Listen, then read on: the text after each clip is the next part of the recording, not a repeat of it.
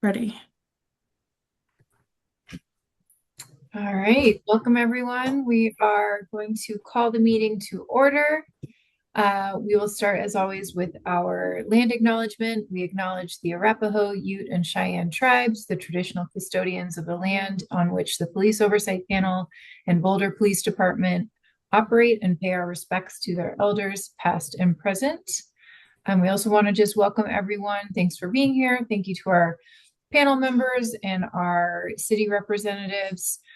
Thanks to any members of the public or the media who are joining us today or who will join over the course of the meeting. We really appreciate you all being here. A quick reminder of expectations for our virtual meetings. Please keep your cameras on whenever possible, and especially when we are voting. Anyone who is a member of the public here with us today, please feel free to use the Q&A during the meeting. We'll probably answer small questions as they come up, but you can save any bigger questions or comments for public comment, which will happen about halfway through the meeting, typically around 7:30 p.m. Also just want to remind folks, you can submit complaints about the Boulder Police Department or contact the panel for any reason outside of this meeting by emailing us at policeoversightpanel@bouldercolorado.gov, or visiting us at our website, bouldercolorado.gov/services/police oversight. And you can also find the process there for submitting a complaint. Final reminder, all of our meetings are posted to the city website as well, so you can watch this meeting and all of our others at any time. With that, we will turn it over to Sherry for our roll call. Yes, I have Alan.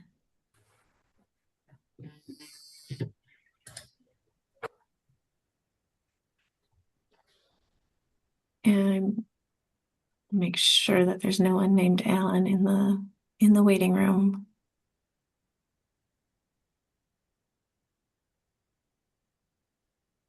I know. I don't see one. Okay, but I see Curtis is in there, so hopefully yeah, okay. AB.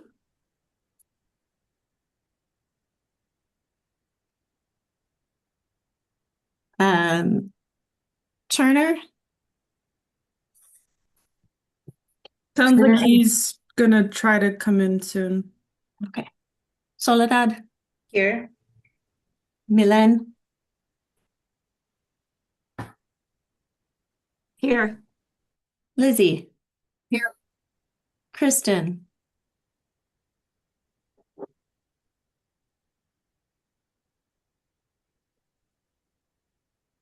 I guess not here. Jason.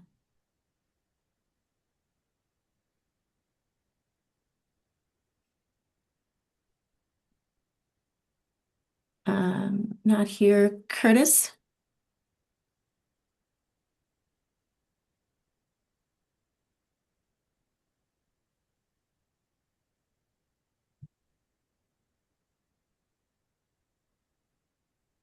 It looks like Curtis tried to unmute, but maybe we didn't hear him. So maybe He yeah, put something in microphone the issues. chat. He says he's here. Okay. Chico. I'm around. And Bill. Here. Turner just joined.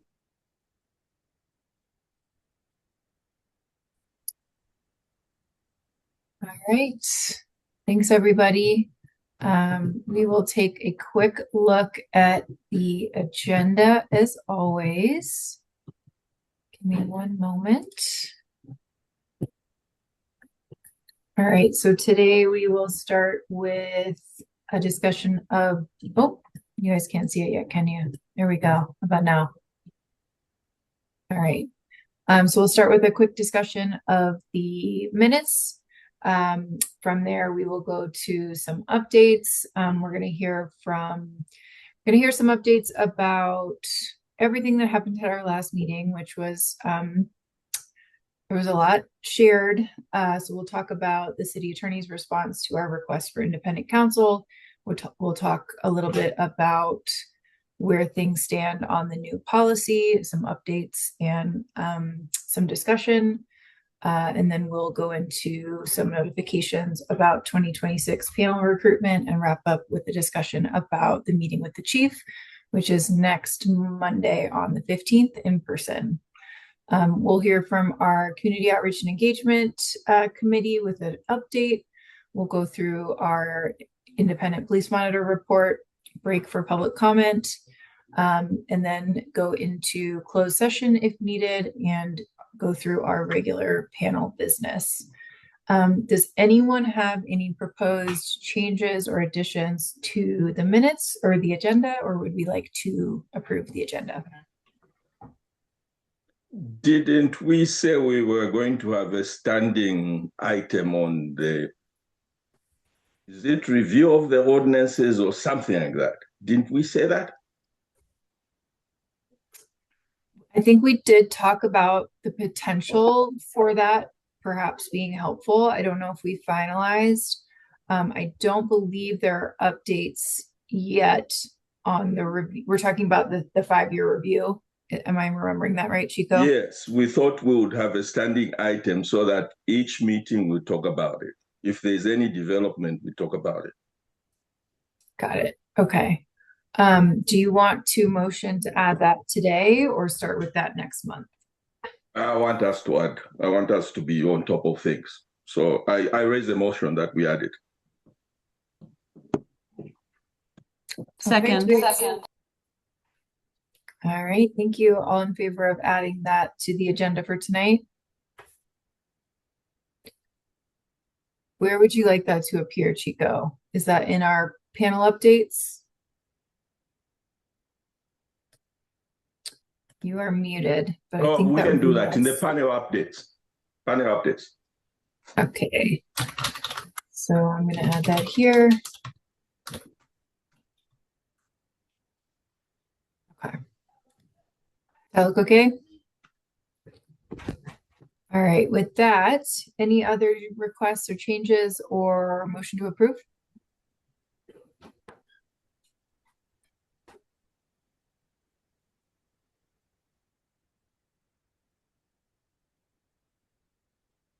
I'll make a motion to approve. Do we have a second? Seconded. Great. All in favor of approving the agenda with Chico's additions? Anyone opposed? All right. I can't see everyone, but I think that passed. Yes. All right. Next item is the minutes from last month, our November meeting minutes. Do we have a motion to approve, or does anyone have additions or changes to those minutes?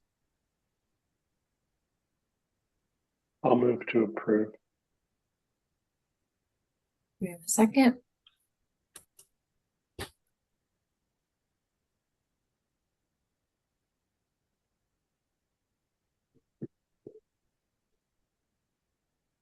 Do we want to open up a discussion instead if folks are not feeling like they're ready to approve the minutes? Oh, I can second. Okay. Sorry. That's all right. All in favor of approving the November meeting minutes?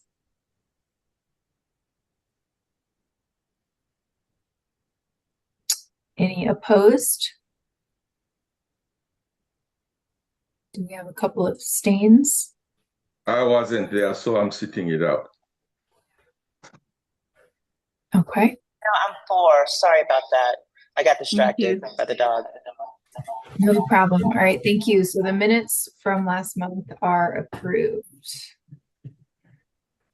All right. We'll go into our panel updates and ad hoc items, starting with an update on our request for independent counsel. Chris, did you want to take that on, or was that a Sherry item? Where did we land? Thank you, Lizzie. I'm happy to take that on. Good evening, everyone. It's great to be here. So this item is for me to summarize what happened since the last meeting with the panel voting to request outside counsel. And you were all forwarded a confidential memorandum from the city attorney, Teresa Taylor Tate. The conclusion of the memorandum essentially was that there is no basis for outside counsel to be appointed, so that was not approved. I do want to kind of talk a little bit about discussing legal advice in public meetings. So as the legal advisor to the city's police oversight system, my role is to give the best legal guidance I can to support the panel and the monitor in carrying out their duties under the code. I want to acknowledge that there were concerns raised at our last meeting about the interpretation of the monitor's authority under the code, and I hear those concerns. However, this meeting is a public meeting, and it's not an appropriate forum to discuss or debate confidential legal advice. Those conversations should really happen in a confidential setting. The panel, the monitor, the city are protected under attorney-client privilege. That privilege exists so that you can receive confidential and candid legal advice. If we attempt to hash out our legal disagreements in public, we risk waiving that privilege, which could expose the panel and the city to legal risk and limit your ability to receive protected counsel going forward. I want to emphasize that I am available to talk through the legal interpretation and advice in detail. But in order to preserve the privilege, I'd be offering, if there are people want to talk in depth about the memo or other interpretations of the ordinance, I'll meet with you one-on-one or up to 2 panel members at a time. And in that setting, we can have a full and candid discussion about the legal framework and any concerns that people might have. I respect that the panel has strong views about its role and authority, and my goal is not to minimize those concerns, but to ensure we discuss them in a way that protects the panel and allows for complete legal clarity. So just in summary, if people have questions or concerns or disagreements with anything in the confidential memo, I'm happy to make time that will work for you and your schedule, and I'm happy to meet with everybody on the panel, but I'm not going to discuss confidential legal advice this evening. So you might hear me say that tonight. So I just want you all to be aware of that. And so that's the update on that item.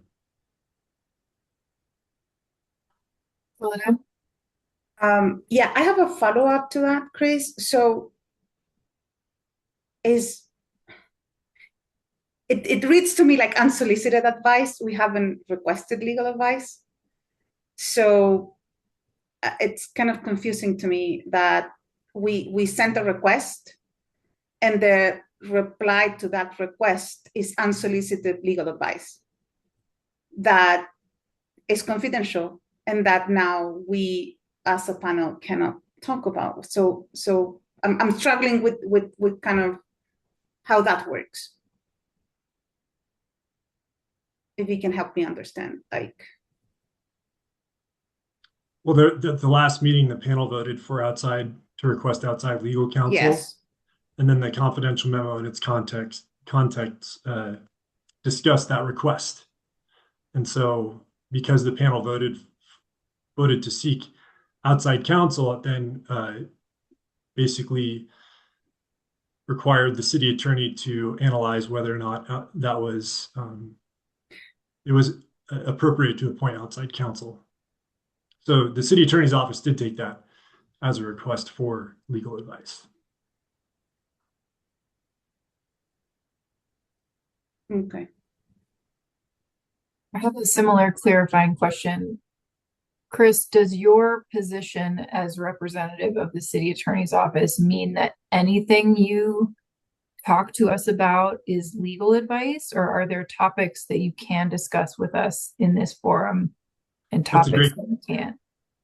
That's a great question, Lizzie. It kind of depends on what the subject matter is in the context of it. If there's a question about a routine question about what the code says that isn't particularly controversial and that doesn't have a lot of back and forth and doesn't require a lot of interpretation, then I am able to provide the panel with guidance in a public meeting like this about the process. But when there's substantive legal issues, and especially if there's legal disagreements, then that would be a good indication that that should be happening in a confidential setting, which a public meeting is just not. All right, go ahead, Milan.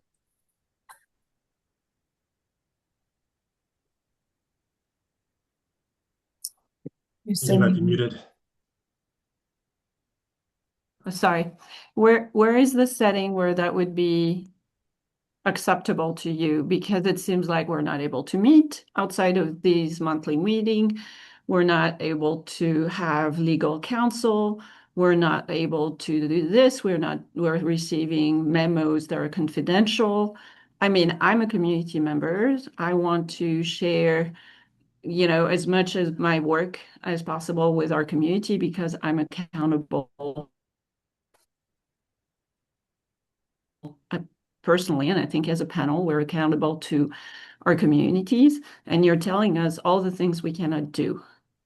So I have a concern that we're hiding behind closed doors and we're not being accountable to the community where, that we are here to serve. So tell me, when are we able to talk and receive legal counsel from you, or since that's the default?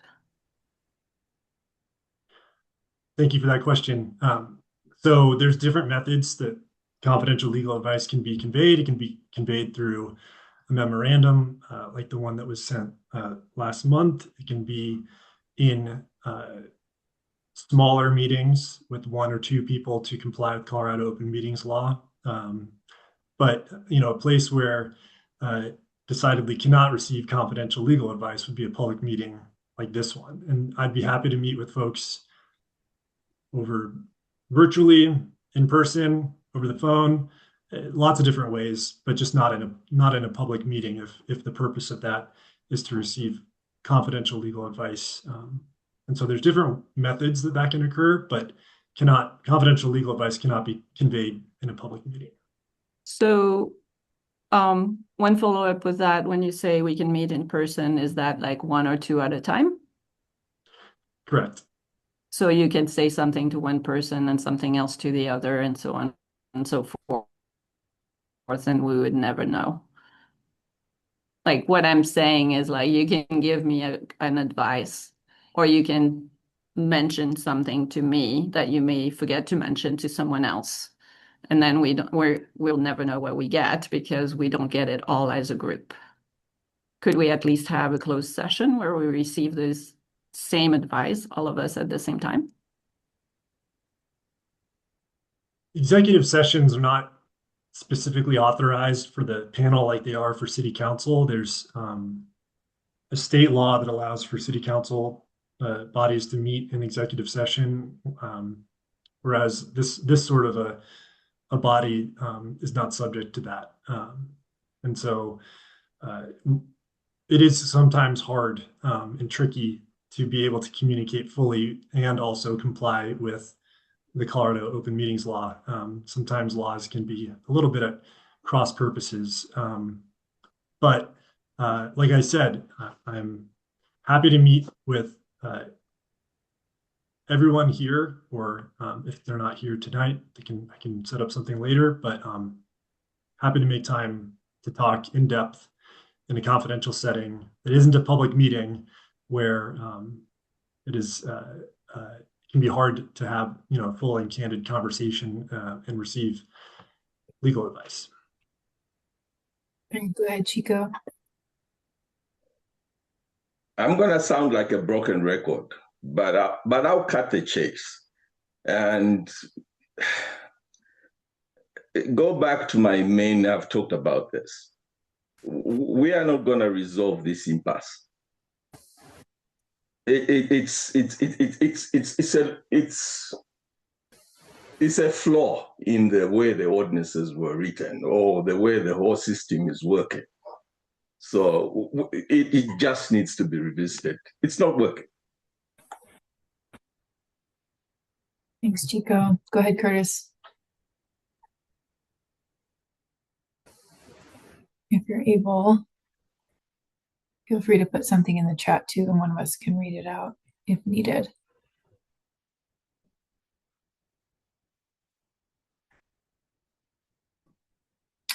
All right. Well, did we just lose Curtis? Okay. Hopefully he'll pop back in. I guess I'll just share one final thought, and then if anyone else has other questions.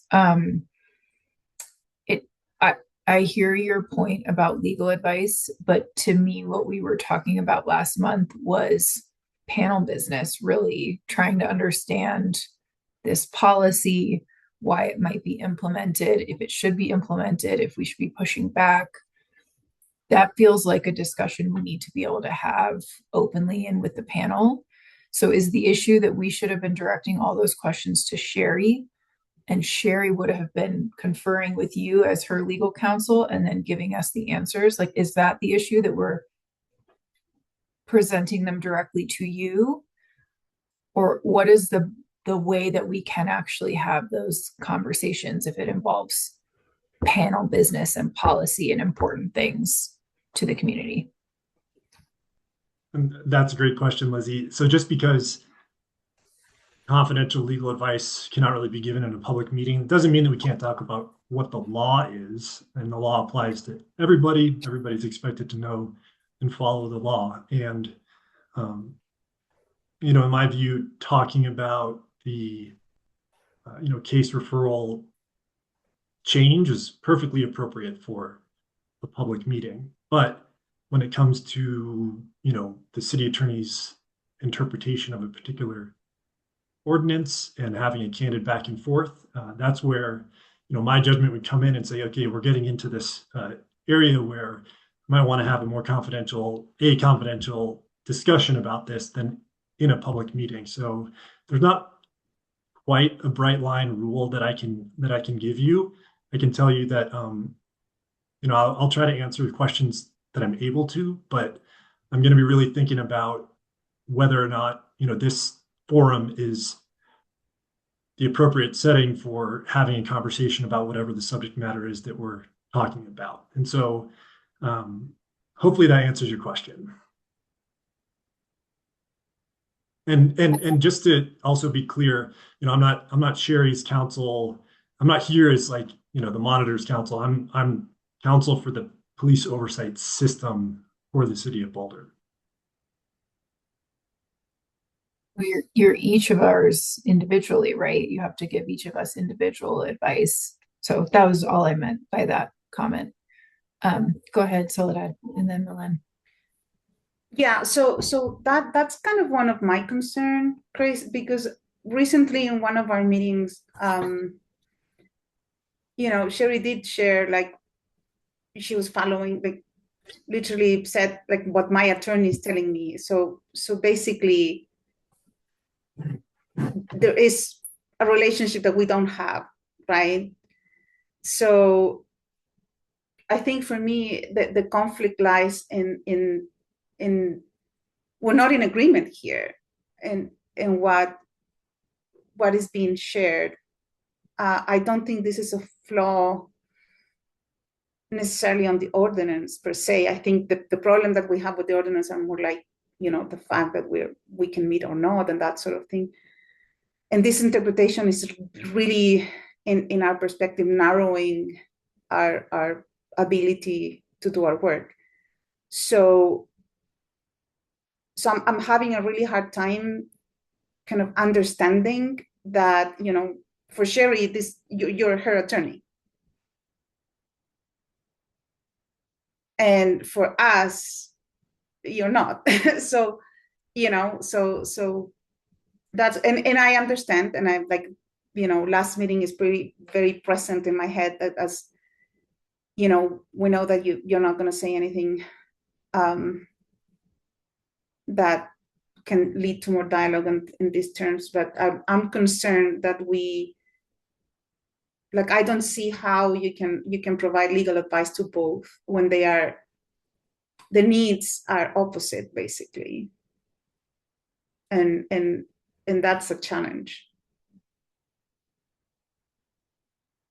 So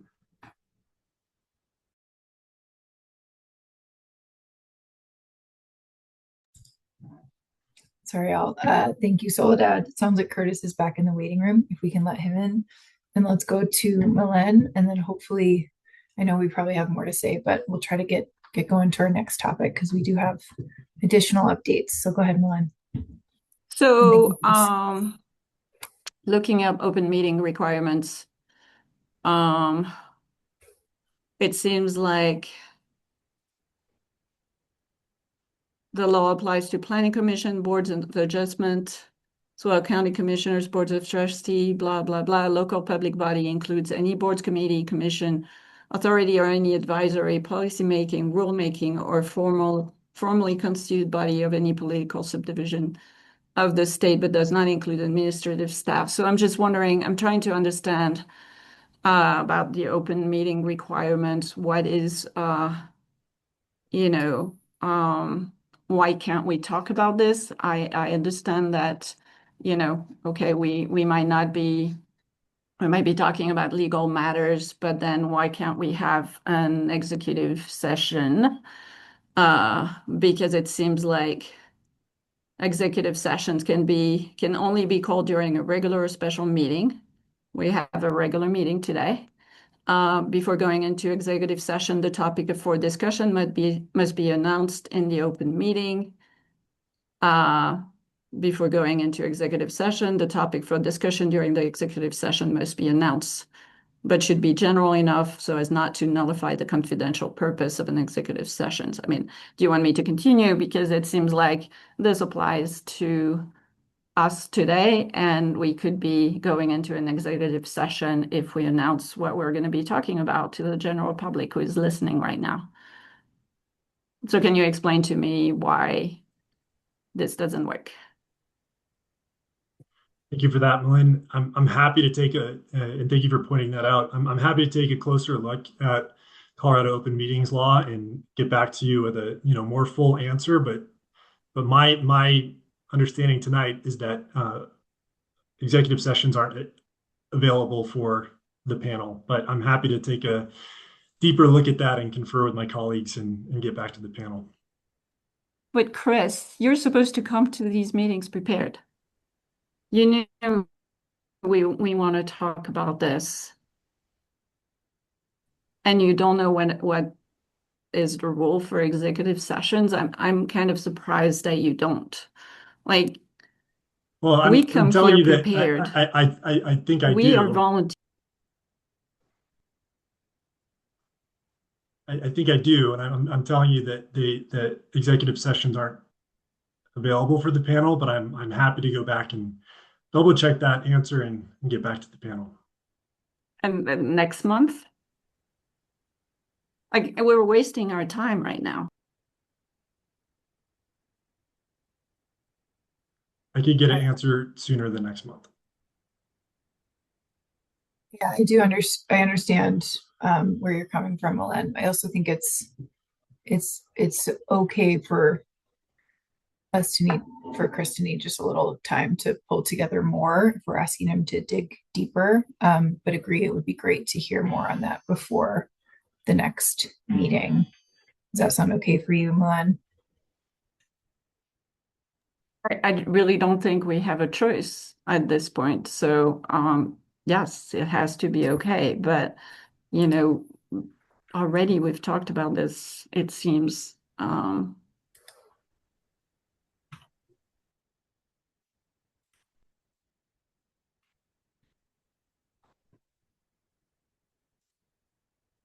right. Sorry, were you, I think something's going on with the mic, or did you want to continue, or were you all set? Yeah, did you just hear that we really don't have a choice? So it has to be okay. Yeah.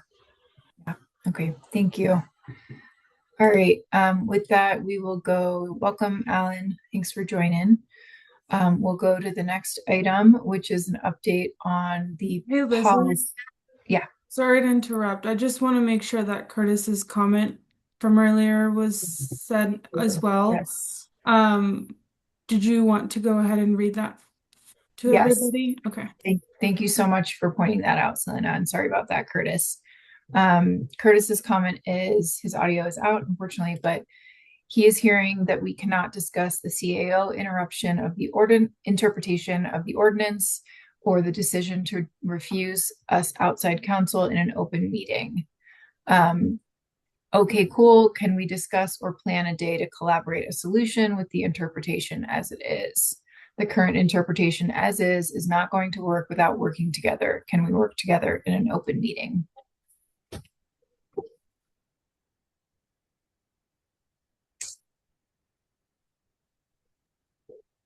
I think we discussed some parts of that in questions that came in after Curtis's in terms of having a meeting or an executive session. Is there anything else you want to share, Chris? Just to reiterate that having, discussing the city attorney's office's interpretation of the basically the subject matter of the confidential memo in a public meeting, I would advise against doing that. But talking about the process and operationally, how the referral change is going to work is fine to do in an open meeting, and it'll just take some judgment when we might start getting into areas where a confidential setting would be more appropriate. Okay, Curtis added, I don't want to discuss the interpretation. I want to discuss a solution to the problem created by the interpretation.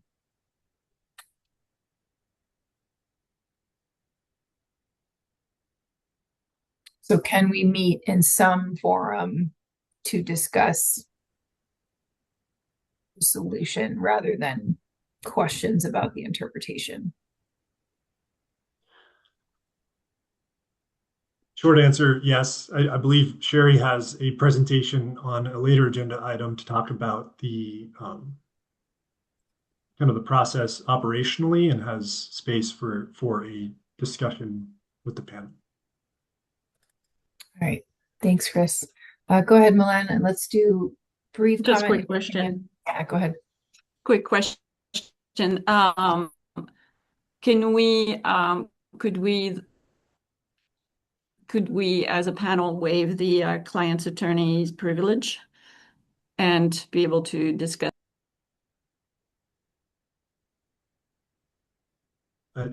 No, the panel does not have the authority to waive attorney-client privilege, and yeah.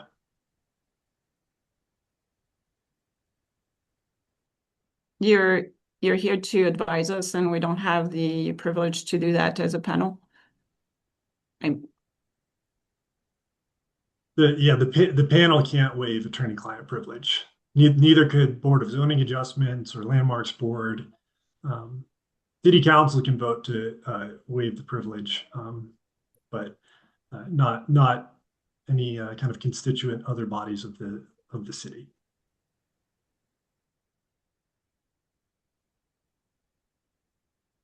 All right, thanks, Chris. All right. Another comment from Curtis.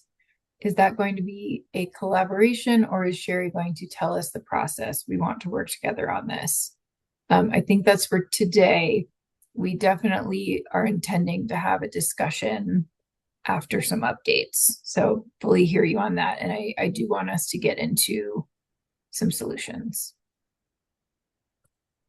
All right, I think that's a good segue for us. Let's go to Sherry for some updates on where we are.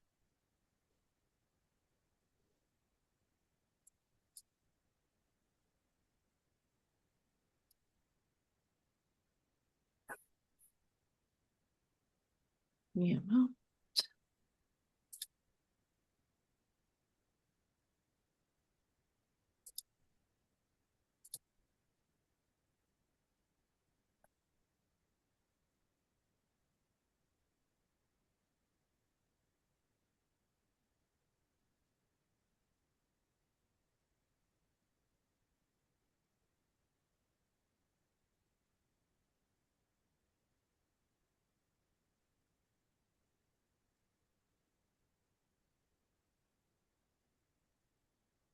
Do people see a presentation? Yes. Okay. Okay. Well, as we discussed over the last 2 months and just the last few minutes, the topic of complaint referral has been a contentious issue for all of us. At the last meeting, the panel and community members alike shared their disagreements with the city's proposed course of action. Overall, the message received is the concern that the panel's role is being weakened and the importance that the panel continue to provide community input to the Boulder Police Department and to review allegations of misconduct. Importantly, also, panel members expressed their commitment to representing communities that have been historically excluded or even targeted by police. Since our November meeting, the city took a deep dive into both the materials and comments shared at last month's meeting and the police oversight ordinance itself. Hey, Sherry, I just want to pause for 1 second. Should the slides be advancing? We're still on the title slide. Is that intentional? That is still intentional, but thank you. We're good. We're good. Just If making it sure. seems like there's a mismatch, I would appreciate hearing that. No, please continue. Sorry to interrupt. Okay. I would also like to give an update that in the meantime, I've had conversations with several panel members who shared a variety of their perspectives and concerns. And I wanted to express my appreciation for those who were willing to meet and be open about this issue and other issues that the panel has been having. So I learned a lot about your experiences and some frustrations, and I want to reiterate my commitment to do my part to improve so that we can move forward productively and respectfully. Also, the relay of information has been confusing, so I'm going to quick clarify the sequence of events. So in September, I learned that BPD began closing cases that I had recommended be closed consistent with General Order 120. Some of these cases the panel had already voted to review, while others had not yet been brought to a panel vote.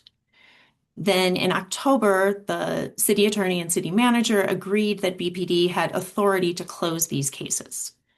They also advised that the monitor had discretion whether to review these cases to the panel. And I agreed to no longer refer cases for panel vote that I determined should be closed under General Order 120. Then in November at the last meeting, the co-chairs presented a thoughtful information for the city to consider regarding this decision.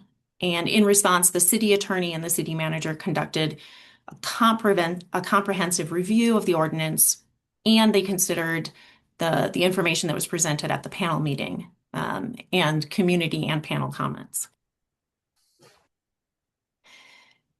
This comprehensive ordinance review determined that the panel should only have the chance to review completed investigations, but not cases when the preliminary investigation proved that officers' actions were in compliance with BPD policy. They determined that the monitor does not maintain discretion to refer these cases for panel vote, but will continue to summarize and share the relevant details of these cases for panel awareness. This sequence undoubtedly feels jarring and unsettling to panel members, and I apologize for the mixed messages. The detailed memo that you received from the city attorney last month contains the legal analysis that supports this position. Is this on a diagram now? Yep. Okay. So we worked to create a visual representation of the flow of cases. So this graphic it's not meant to be completely comprehensive, but instead to depict the steps that are relevant to this process change. So first, a complaint is submitted to either PSU, BPD sergeants, the panel, or the monitor. If the monitor or panel receives the complaint, we will forward that to PSU. PSU then performs the preliminary investigation. If the preponderance of the evidence shows actions complied with BPD policy or did not occur as alleged, the cases can be deemed exonerated or unfounded. The case is then closed without further investigation, and in order for that to happen, both the monitor and PSU must be in agreement. Where there are allegations identified that could be violations of BPD policies, the monitor classifies the complaint and routes the case to PSU for full administrative investigation. No investigation shall commence until after such classification. PSU then conducts a full investigation in partnership with the monitor. The monitor presents classified complaints to the panel to consider for review. This occurs once the complaint has been classified and prior to the culmination of the administrative investigation. When the monitor determines the investigation is fair, thorough, and complete, she certifies it, and the case proceeds to review by the BPD chain of command. Then the panel reviews whichever cases it has previously chosen for review once the investigation is complete. And the BPD chief of police makes the final determinations of disposition and discipline, and also responds to any policy or training recommendations made by the panel. An issue that's come up is the timing of when the monitor refers cases to the panel for vote, and that seems to be able to be flexible. So previously, I referred them for panel vote in the next monthly meeting following classification. This month, I provided summaries of the cases I classified, but at the suggestion of a co-chair, will wait for formal referral until after those cases are deemed thorough and complete. Not all preliminary investigations involve all of these types of evidence, but most of them will include some combination of body-worn camera, in-car camera, CAD, which is the computer-aided dispatch reports, 911 or dispatch audio, BPD reports, and of course the narratives and allegations provided by the complainant. There are some cases that will include more types of evidence, and for the most serious incidents, PSU and I frequently work together to review evidence and develop investigative strategy during the preliminary investigation. And then in other cases, they only might receive significant attention from me after the preliminary investigation is complete and then submitted for my classification. And I think Sherry, sorry to interrupt. I noticed a community member asked for the slides to be a little bigger. So just before we proceed too much further, I wanted to mention that if you're able to zoom in on any areas, if you have another slide with small text, let's do that. I think the diagram was the only one that had the smaller text. I hope. And I'm not sure, but I can try if there's another one. Thank you.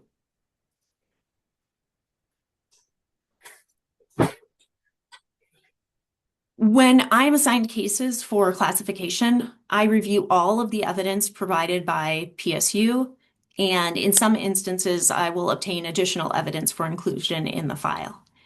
In addition to the complaints made by the community member, I also apply my knowledge of BPD rules and general orders. And from all of these factors, I classify the case, I draft allegations, and may issue recommendations. Generally, I reserve policy recommendations for later in the process, but there are times when I alert BPD to concerns or make policy recommendations at the time of my classification, so they have earlier awareness of my concerns. When I classify cases, I classify them into the following categories: serious misconduct, misconduct investigations, community inquiries, community feedback, and unspecified incidents. And the cases that we are talking about are cases that are going to be the misconduct investigations. So similar to criminal charges, allegations against officers must allege a violation of one of BPD's 10 rules of conduct. In administrative investigations, officers are considered innocent until the city establishes that the evidence proves that their actions were outside of policy. Unlike criminal law, the standard of proof is lower, and we apply the preponderance of the evidence standard, which effectively means more likely than not to have occurred. Because of body-worn camera, the preliminary investigations frequently provide sufficient evidence to confidently issue unfounded or exonerated findings. And unfounded and exonerated are both positive findings in the police oversight world, along with sustained findings, because they're making a definitive determination. And as many of you have heard me explain in case reviews or in trainings, I frequently use the example of an allegation that an officer punched someone to describe these two findings. So an unfounded finding would be appropriate when the evidence demonstrated that the complainant was never punched during the incident, or if the evidence established that the complainant was punched, but not by the officer, but instead by like a private security guard or another third party. Whereas an exonerated finding would be appropriate when the named officer did punch the complainant, but the punch was clearly within BPD's use of force policy. So when I've been thinking about this, I've been thinking about similar to the responsibility of a prosecutor to dismiss charges when evidence determines that a crime did not occur. The city will not unduly extend administrative investigations when there is sufficient evidence to determine that officers' actions were within BPD policy. So this course of action is not only efficient, but it also aligns with the important commitments we have to fairness and due process. Previously, I referred cases to the panel when I recommended unfounded or exonerated findings in accordance to the General Order 120. I provided summaries of the observable facts along with my findings and analysis for you to vote on whether or not to conduct a case review. In many instances, the panel voted against reviewing those cases. However, there were some instances when the panel did choose to vote to review the cases that I had recommended unfounded or exonerated findings. This led to a procedurally awkward position. Because the monitor and PSU had already determined that additional investigation was not appropriate, we did not proceed with additional investigative steps, and the investigation stopped at the preliminary investigation. Most importantly, one of the biggest differences is that we did not then compel the officers to provide a statement. So the files that were provided for panel review remained incomplete investigations when the ordinance specifies that the panel may review completed investigations. So not only was this contrary to the ordinance, but it resulted in panel members making recommendations and recommending findings based on incomplete investigations. Additionally, during at least 2 of those case reviews that I remember, panel members asked why they were even reviewing the case, which indicates that they did not find it an effective use of the panel resources. So the updated process is intended to bring alignment with the ordinance. So now when I recommend unfounded or exonerated findings and PSU is in agreement, BPD will close the case. Officers then will be notified of both the allegation and the findings at the same time. If there was coaching recommended, the officers will receive it closer in time to the incident. And as I've done in the past, I will continue to share the detailed summaries with the panel so that you have knowledge of those cases and awareness about them. And I will continue to publicly report on all closed misconduct cases. And the complainants will receive the outcomes of the cases. And as I shared earlier, based on a co-chair request, the panel can also consider when in the case investigation process is their preferred time to vote to review cases. I identified some benefits and challenges with either of the timings. So you are used to receiving cases for vote following my classification, and some of those benefits would include that the early panel awareness of community complaints, and officers then are advised of the process of their case and whether the panel will review. Some challenges could be at the time of the vote, the panel only has details from the preliminary investigation. And as I think several of you are well aware, that creates a time lag between when panel members volunteer to review a case and then when the actual case review occurs. So if I review cases for panel vote when an investigation is complete, I anticipate the following benefits for the panel. You would get the ability to receive a summarization of the completed investigation to base your vote on, and also have a better gauge of the case review timing for your own scheduling purposes of whether or not it makes sense for you to volunteer for a particular case review. And challenges would be the lag between the registration of the complaint and the panel notification. We would be less able to advise involved officers of the expected timing and the process that the investigation will take, or the review of the investigation will take, I should say. And there is a chance that serious misconduct cases could be delayed as we wait for panel vote. Sherry, there's a comment in the Q&A. Could you give the definition of what PSU stands for? Because maybe some members don't know. Oh, thank you. I should have thought of that. Yes, PSU is the Boulder Police Department's Professional Standards Unit. And it's what in a lot of other departments is called like the Bureau of Internal Affairs or Internal Affairs departments. So it's staffed by sergeants at the Boulder Police Department who are assigned to conduct the investigations of complaints of misconduct. Thanks.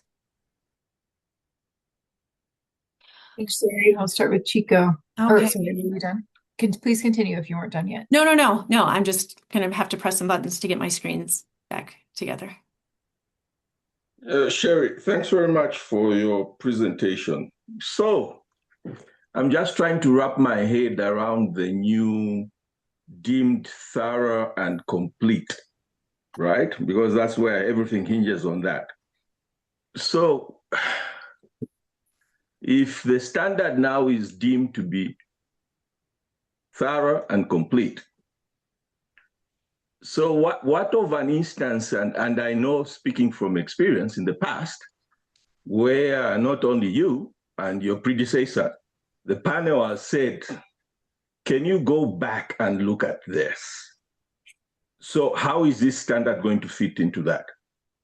I think that those sort of questions that have arisen in some case reviews would still have some of the same challenges, which would be whether or not, for the most part, an officer had been served allegations and provided an answer.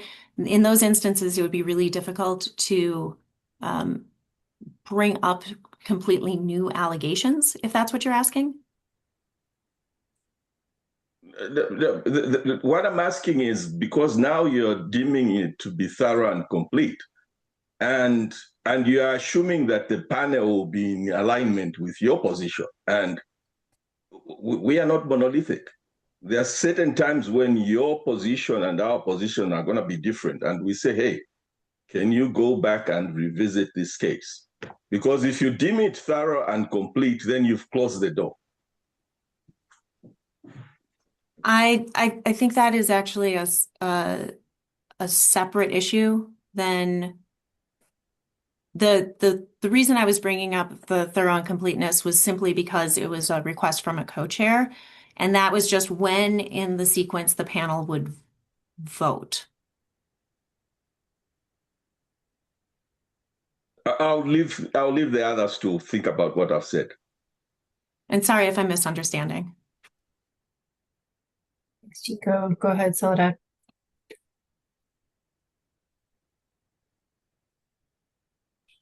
Unmuted. So Chair was referring to me. I mentioned in a co-chair meeting the thorough incompleteness, because what is happening right now, and what I find personally that is an issue, is that we're voting in cases that which the investigation hasn't happened yet. So we're voting in things that we don't even know if we're gonna ever see. It seems like a waste of time. And the reason why I brought the thorough and complete concept is because when I joined the panel, Flo's presentation of cases will say that I have deemed this investigation thorough and complete, therefore is now ready to be voted by the panel. So I think that even and I hear you, Chico, and I have an answer for you that I'm going to get to in a second, but if the investigation is thorough and complete, that means that we can vote. It's a complete investigation. We can review the case. I don't think that there should be a difference in how the PSU and the monitor investigate a case based on if the panel is or not reviewing the case, because that will, raise the question. So only when the panel is reviewing the case, you're going to do a great job investigating, or is that going to be a difference in the way that a case is investigated? So I strongly disagree with that. I think in the ordinance is clearly stated that we can request for an investigation we can request to the monitor that more investigation is done when that happens. So okay, so that's one thing. The other thing that I want to say is that you mentioned in your presentation, Cherry, that in 2024, 6 cases were presented to the panel and 0 had sustained allegations from the panel. But I'm wondering, with the 6 that happened in 2025, what happened? And also, I think I really have a problem with the counter examples of this.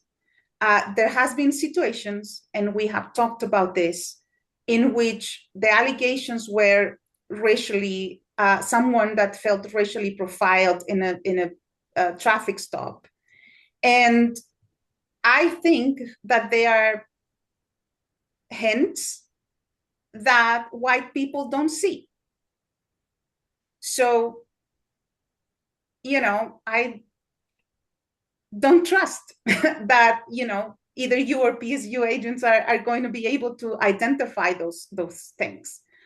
And I have said this many, many times, did the car has a sticker? Were they listened to particular music that led them to think that they were, from a different racial group or minority or a different culture? So I think that I have my reservations with that.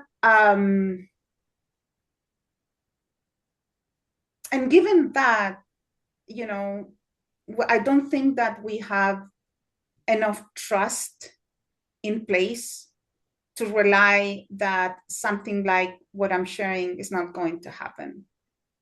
So I guess my question is, how are we going to overcome the tremendous trust issue that we have right now? Because I think the system might work if we had faith and trust on each other, and I don't think we're there. So I guess that's my question. You had several questions and comments, so I'm going to try to address them, but if I miss one, please just elevate. I'm not trying to ignore a concern.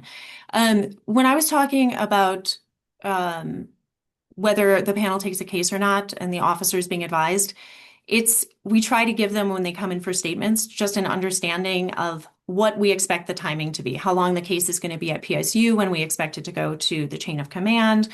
And then we generally share with them, whether the panel is taking the case or not. and that is going to add generally at least an additional month to the time that it would go before Redfern and they could expect a resolution. So that's what I mean. I'm not saying that it would be investigated differently, although I do when we do have cases that I know are going to the panel, I do try to have officers address acronyms in the interviews in ways that if I don't think the panel is reviewing it, I might not go back and have them explain some of their jargon. But it's more for so to be able to give the officers a more accurate description of the timing, and then that acronym discussion would be the differences. Yeah, I think the conversation about if the panel reviews a case and finds the investigation is lacking, that those are issues that have been sort of teased around, but we haven't fully dived into. So that is something that I think getting some more clarity is something to bring up during this 5-year review process, because I do think there are some conflicts and with the officers having to be informed of allegations against them before they provide a statement. So figuring out the details of how that happens, I think is something that would be great to know. But right now we've never really addressed it head on. So that might be something to consider for the 5-year review of getting more a better understanding of how that process would work. And yeah, how do we overcome the trust issue? I think that's almost the elephant in the room in some ways. This is something where, and I have not run this through the city attorney's office, but we're something like an audit, like a quarterly audit of, one random number generation of, a case that was closed, General Order 120, for the panel to review so that they can have a closer window into like what sort of cases, besides just my summaries. That would be a suggestion that I have. And I don't know if any other people, like hopefully if we think about it, we could find some other ways to be within the ordinance, but still meet the concerns of the panel that are therefore meeting the needs of the community.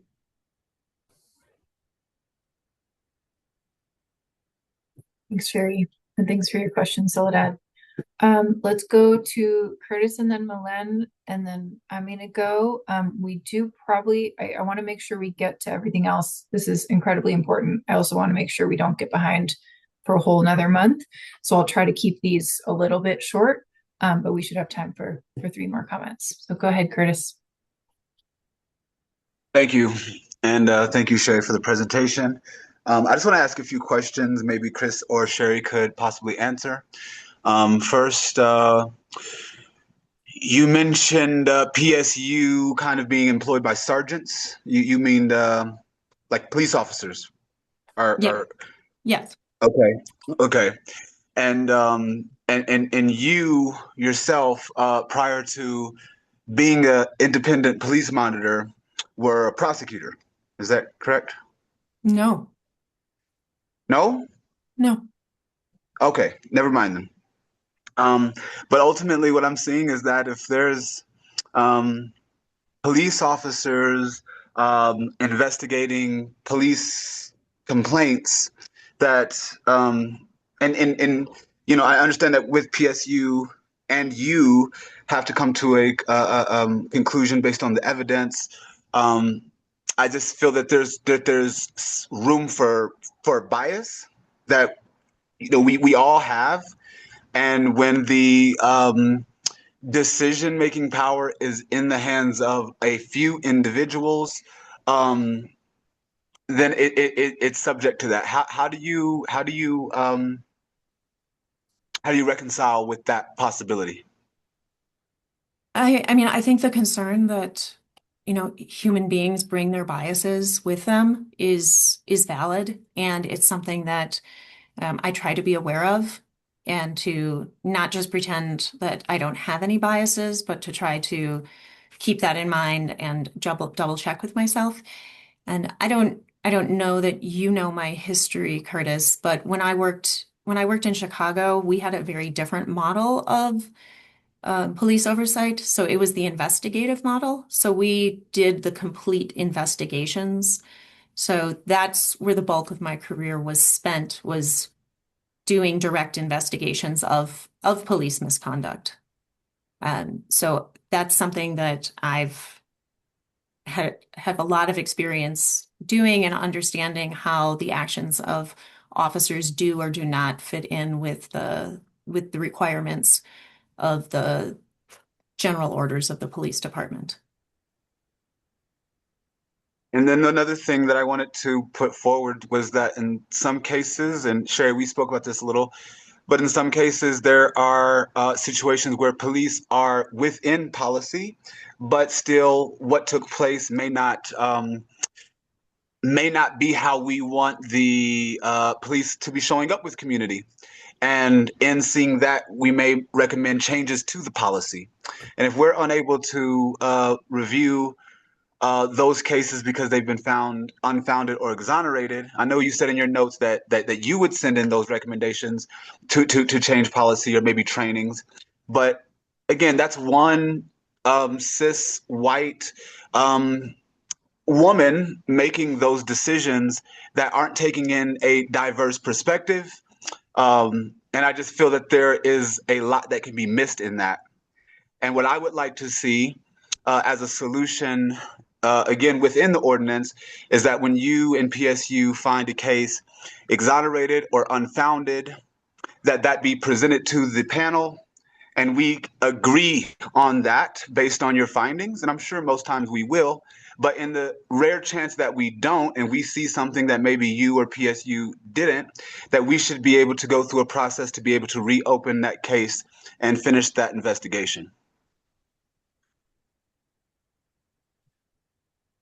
Okay, that's something to think about, Curtis. Thank you. Thanks very much, Curtis. Go ahead, Milan. So I'm gonna piggyback on what Curtis just said, because I put on the record at least twice in the past and this year that we asked for reclassification of community inquiries into cases because there were so many red flags for biases that was refused by you, Sherry. You absolutely refused to reconsider it. You said you're going to think about it, and then I don't believe you really thoroughly thought about it and thought about the value of the ask, and then you refused to reclassify those two cases and have the panel review them. So I don't believe you when you say you're going to think about it and consider what Curtis just asked. And we know, you and I are both two white women. We know I know what education I came from.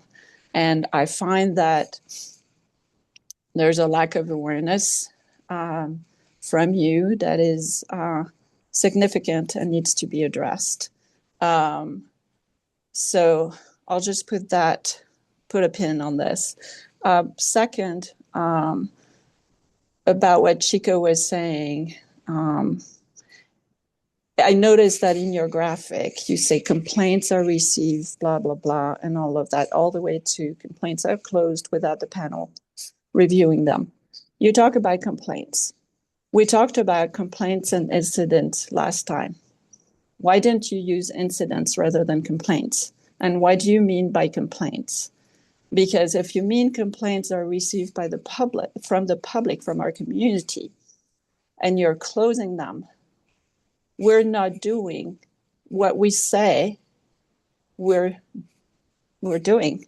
And that's still on the page of the police oversight panel on the website. So we are selling something to our community members that is absolutely wrong, that we cannot ensure that we're doing. So someone needs to get their act together. Someone has a purpose in preventing the panel from doing its job, because that's not the narrative that we've given. And I don't know who is, has a stake in this to make sure that the panel is shut down and unable to say what they have been trying to tell people, convincing them to make complaints, because we cannot review all the complaints anymore. So I want a clarification again on what is the difference between complaint and incident. I know the difference, but Chris, you obviously didn't know it last time. We had a run-on thing going on. I know complaints are coming from our community members. We have community members listening to us right now because they know that if they make a complaint, their representatives, may not see them ever. And that is not fair to them. So I want an explanation on why complaints are removed from the panel oversight. And I'm sorry, PSU is a lot of white people. It's police. Some of our community members don't trust police. Sherry, you're not. You have a lot of experience. I acknowledge that in investigating crimes in Chicago. But you're not representing our community. And so having police we're looking at their misconduct, plus you deciding what complaints the panel see or doesn't see is really wrong. It's really wrong. And so I need more explanations on that, because we have people listening right now and we are prevented from doing the job that we said we were going to do. I'll stop here. And I'm happy to jump in here, Malin, and offer to meet with you to talk about some of these questions with regards to the scope of the monitor's authority, talk about our interpretation of complaints versus incidents. And so I want to put that out there for you. And then I also just want to remind or just state to the panel that using the chat function in this meeting in Zoom, unless we read all of the chats into the record, I don't believe that that's captured. So if we miss some, then there's some like conversations that are happening in the public meeting that aren't part of the public record. So I would just caution panel members from using the chat function during the meeting. Chris, unless your definition of complaints and incident has changed, I don't want to hear it again. You repeated it like 3 or 4 times last time. So has it changed?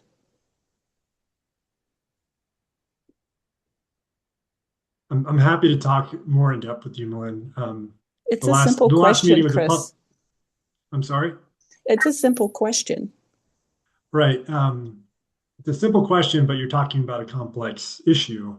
The last meeting was a public meeting, and so I was constrained from giving full, confidential legal advice, which I could do if I'm not asking for legal advice. I mean, our community members should be able to know what is the difference between a complaint and an incident. That we're talking about them right now.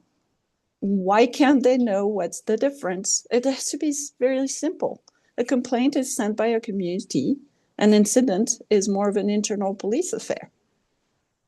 I don't see why we can't have clear, transparent definitions for our community members. I don't understand. And I'll stop here because it's really frustrating right now. Thanks, Glenn. Curtis, I see you have your hand up as well. I'll briefly give my thoughts and then we'll go to you for our last question before we get into public comment, because I do want to acknowledge we have lots of great comments in the Q&A and a lot of panel community members present as well. So we do want to break and hear from you all as soon as we can. I want to acknowledge everyone's comments. I really agree with so much of what has been said. I think we're in a tricky position now where everything that we heard last month is now, we've shifted to a totally new conversation that justifies the policy in a new way. So like the impact, the new policy has not really changed.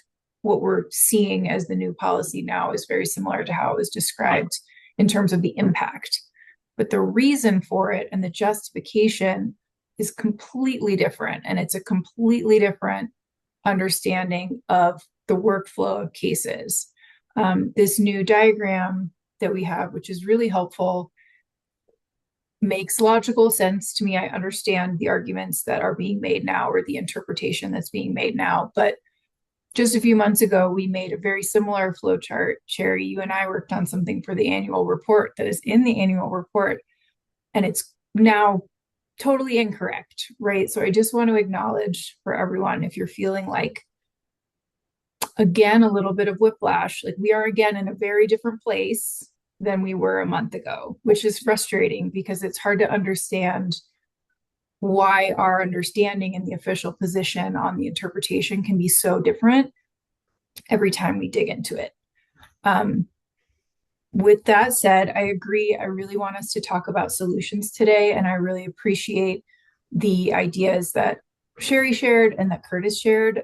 Two options that Soledad and I had discussed that we would find really helpful are a little bit similar to what both of you had suggested, actually, but we had thought if we consider where that kind of first branch happens, where cases either go down into full investigations or they go to the right and are closed before that decision is made, the concern from the panel is that there's no panel members, there's no diverse perspectives in that decision, right? We have PSU and the IPM who are making that decision.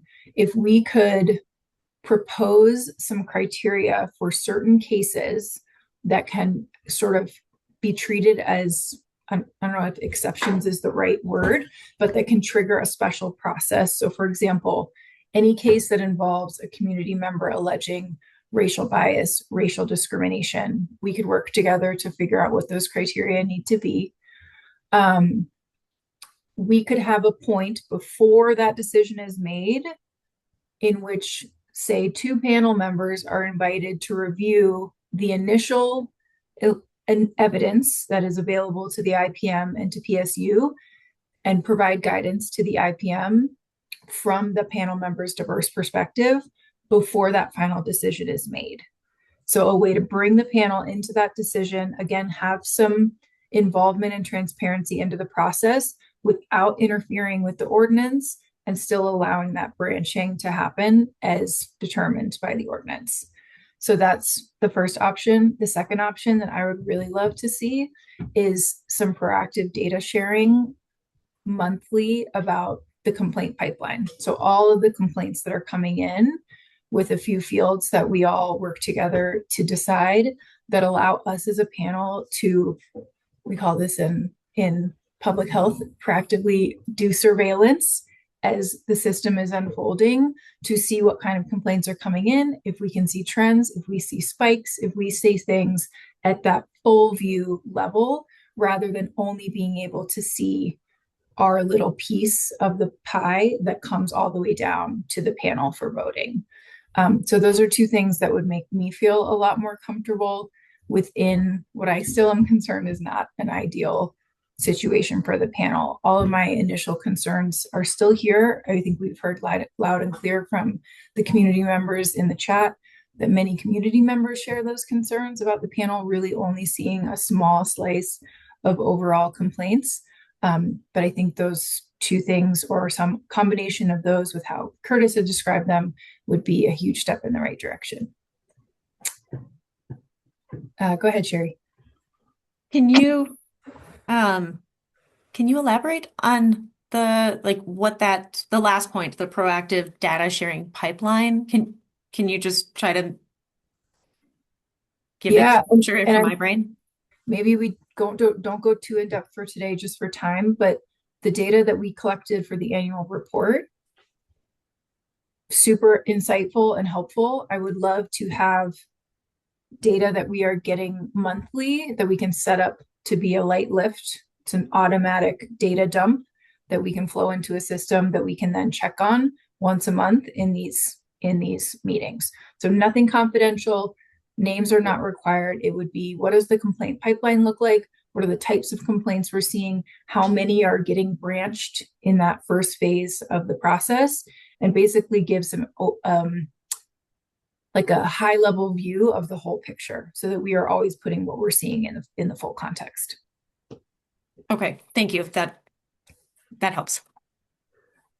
All right, let's go to, I think, so Curtis, you mentioned earlier that you had a question, but it looks like your hand is, either of you can go. I don't want to put anyone in front of anyone unnecessarily in line, but go ahead, Curtis. Go ahead, Soledad. Thank you, Curtis. So two things. One is that is my understanding, limited understanding, that the ordinance says that the panel has the authority to see all complaints. And the panel roles is to review complete investigations. So there's two different branches of authority that the panel has. When there's a complete investigation, we review the case and we can kind of chime in and suggest to the chief, provide recommendations on discipline. But we have the authority to see all complaints. So I think that what Lizzie, and I'm sorry, Lizzie, I don't want to interpret what you're saying. But I think if I'm understanding correctly, that is the second branch of the authority of the panel. We want to see all complaints, and monthly should be, I think, is an interesting pace to know all complaints. The ordinance also doesn't say that we have to see the complaint. We should see the complaints, because we sign confidentiality agreements, so it shouldn't be a problem. It shouldn't be a super huge burden for us to receive, and be able to see all complaints. That will, I think, ease some of people's minds. But I do want to say something that was different from that, and I want to say it here because I want it to be on record. It's so appalling to me that we're in this meeting and we're still talking about the city attorney's office, the city, you all diving deep in the ordinance. Like, you should know the ordinance by heart. Like, that's the center of the police oversight system. So for me, that legal counsel, the city attorney that is assigned to us, not knowing, and every time it's like, oh, we're going to look at the ordinance. You should know the ordinance by heart. We can be here after all this ordeal, and we're just going to take a deep dive on the ordinance. Like, we should know that by heart. Everyone here should know the ordinance. The attorneys in the room should know it better than the rest. So for me, that's a concern. That's a huge concern. That every time we pose a question, it's like, oh, we're going to take a look at the ordinance. Really? That is unacceptable. You all should know the ordinance. It should be clear on what each body, is authorized to do. We shouldn't have to fight over reading the ordinance. And that, anyway, that's my thought. And sorry, Lizzie, you're managing the time, and I'm just, yeah, thank you. Thanks, Soledad. All right, did we have a final comment from Curtis? Yeah, I did have one final comment. I could be wrong, but I'm pretty sure. I just want to ask, maybe Chris, you can answer this. But in the case of Zaid Atkinson, were the police on that case found, was it sustained for racial biasing on that particular case, or was there found no wrongdoing by officers?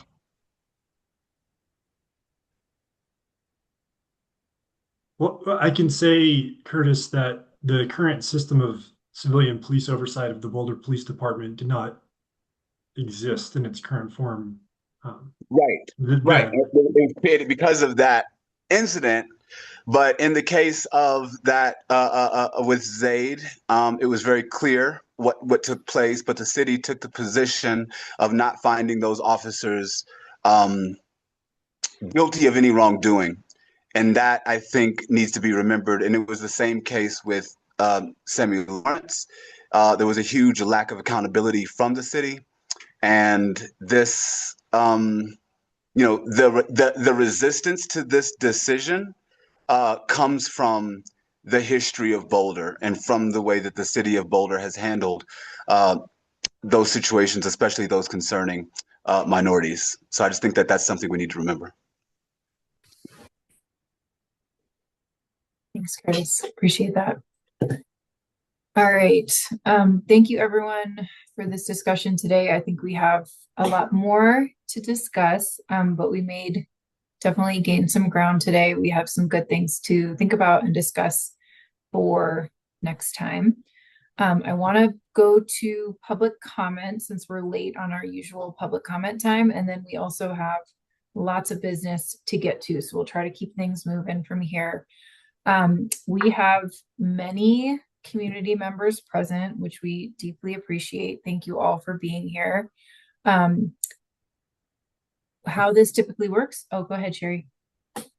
I just looked at the agenda and there are 2 points that can go really quickly.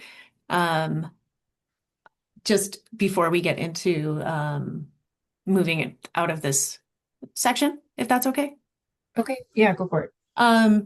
So I just wanted to share that panel recruitment is in alignment with boards and commissions recruitment, which started today and it goes until January 25th.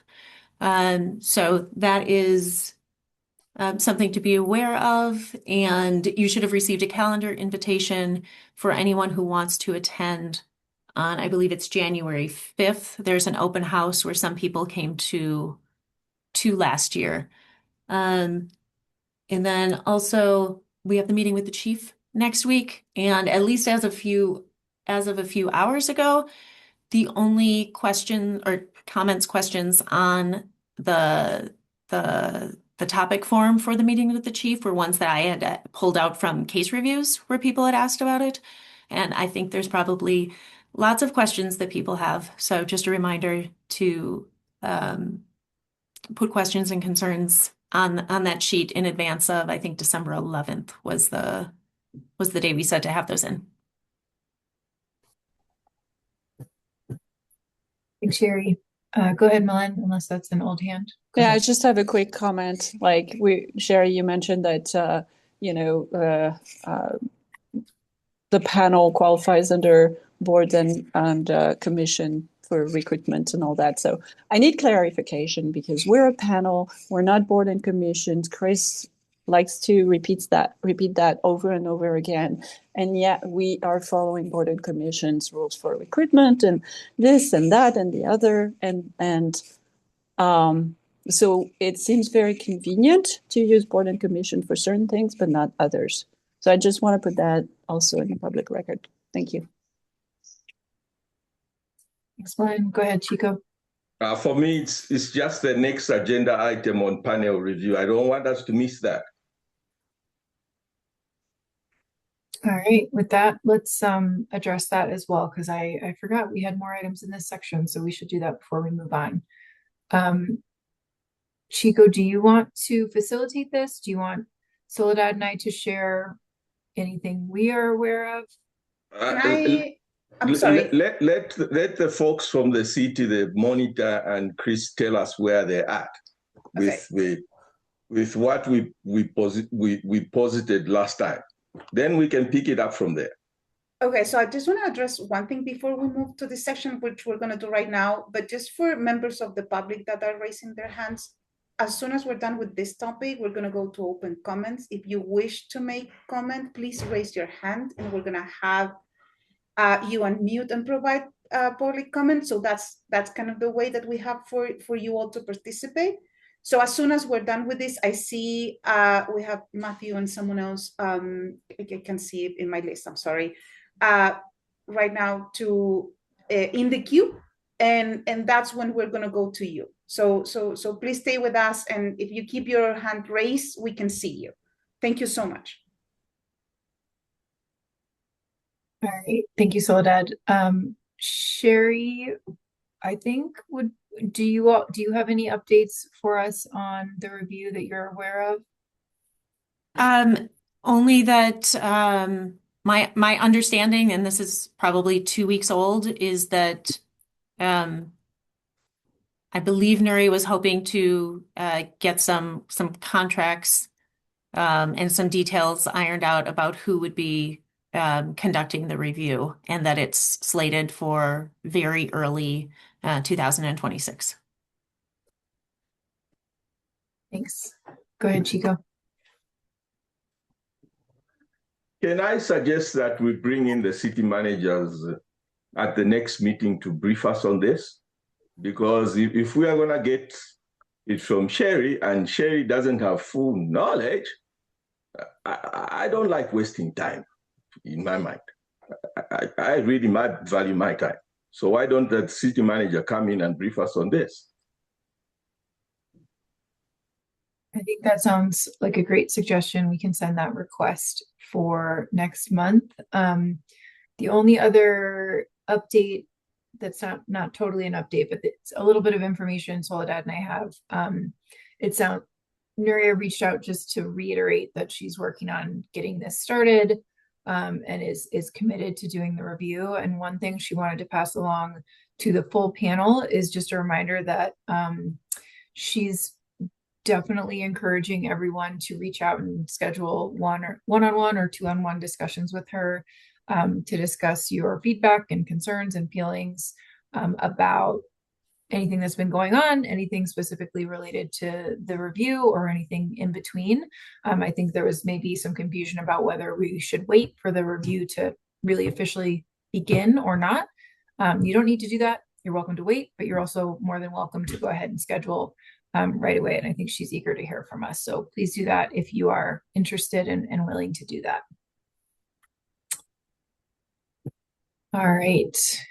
With that, I think we will go to public comment.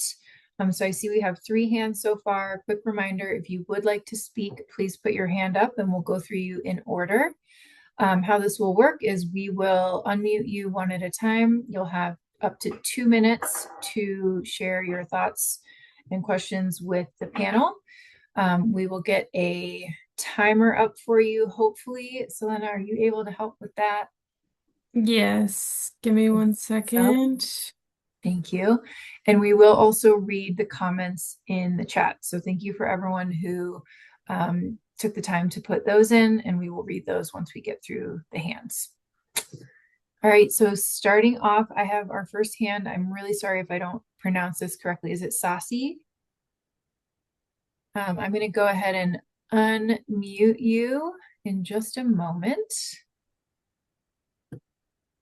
Oh gosh. If I get the timer up, I can't unmute folks. Selena, do you mind running one or the other? What do you prefer? I can do, let me do both, just so you can manage, Amazing. People know. Yeah. Even better. All right. Sassy, you are you're allowed to talk. So just go ahead and Okay. Hey, sorry, I don't know why it says Sachi Sutta. That's actually my my spiritual name. But this is Zaid Atkinson. And yeah, so I mean, I guess for me, the whole purpose of this panel, if I'm not mistaken, is, the community working with police and vice versa, however that looks. I think that it's great to see how, city council is involved as well. I think that once again, the purpose is really all of us working together. And even if we're not always agreeing, which it seems like now is one of those times and essences in our process, at least we are working with each other, which is good to see. I'm really grateful to the panel for always, doing their best, even though they're not getting paid to be here, to make it work for us, because we don't actually have a voice representing us in this way, which is something that should be taken note of by City Council and obviously Sherry, who has a very interesting role in the panel. I think that it is kind of interesting to see the power struggle that has been in this panel since the beginning, whether it's, us trying to figure out how to work with each other and our ideas, or whether it's outside forces making it more difficult for us to do our job, which is obviously happening right now and extremely disturbing to say the least. Sorry that I'm not always able to be present. I'm obviously, like all of us, going through a lot, and I have other things that I might need to be focusing on. But I think that what I'm hearing, especially about what's going on with Sherry's role, is really concerning. And it seems like City Council doesn't really want us to exist. It's almost like they feel like we don't deserve, the panel doesn't deserve to have this type of power, or they might not have earned it, or whatever. I think that that's kind of the vibe I'm getting from City Council. And Sherry, I don't know what really, your role is and what your background is with police, but it's obvious that, it's weird. It's weird. What I'm seeing is weird. I don't understand why you're taking, you're not allowing people to do their job here. And that's obviously frustrating for everyone, when they're giving their own free time to be here. So yeah, I don't want to take up too much time. I'm obviously not, 100% connected, but just off of what I'm seeing here today amongst everyone's vibe, and also what I'm hearing in the community, those are like some of the things that I'm kind of worried about. So yeah, keep that in mind. We're all here to work together for the good of Boulder, right? So let's do that. Yeah, that's all I really got. Thanks, Aid. We always really appreciate when you can join. Appreciate your insight. All right, next we have Matthew Duffy. You will be unmuted momentarily and able to speak. Hello, can you hear me? Hey, everyone. Good to see you all. Chris, I think we sometimes spar at Easton, unless you look just like somebody I get punched and punched regularly. Yeah, first, just want to appreciate that this panel even exists. And as Aid was saying, just echoing him, the community interfacing and the rare opportunity. And I just want to celebrate the attempt to build a bridge between community and police for accountability and oversight, especially for more marginalized communities. That's critical. And it's also a way in which we build critical relationships and resilience and solidarity in Boulder, which is supposed to be a sanctuary city, while ICE is moving into every city across the country, especially where there are migrant families. And now they have carte blanche, green light to racially profile, right? And if our communities don't have the ability to make sure that our police department isn't subversively cooperating with ICE, as we've seen across the countries, we've seen in Denver, right? When we're supposed to be sanctuary cities, that's really troubling.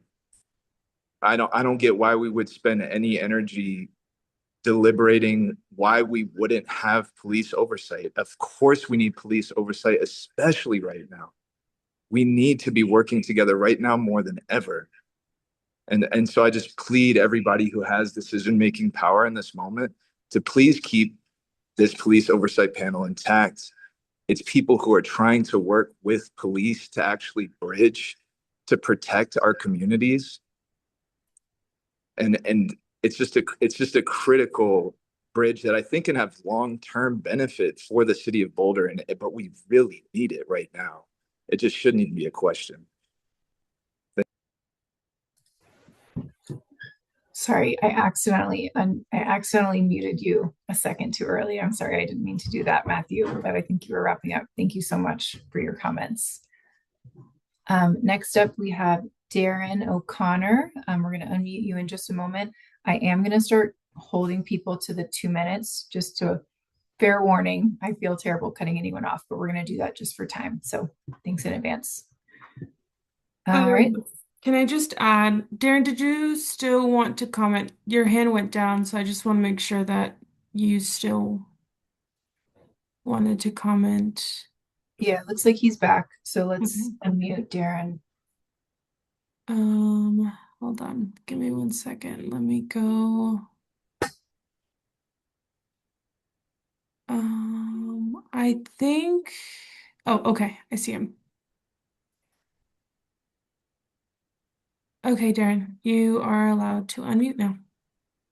All right. So I do have a question for Attorney Reynolds that I put in the Q&A. Hope you guys can get that to that. But what I wanted to point out is, in the last months, there's been so many police transparency issues in Boulder.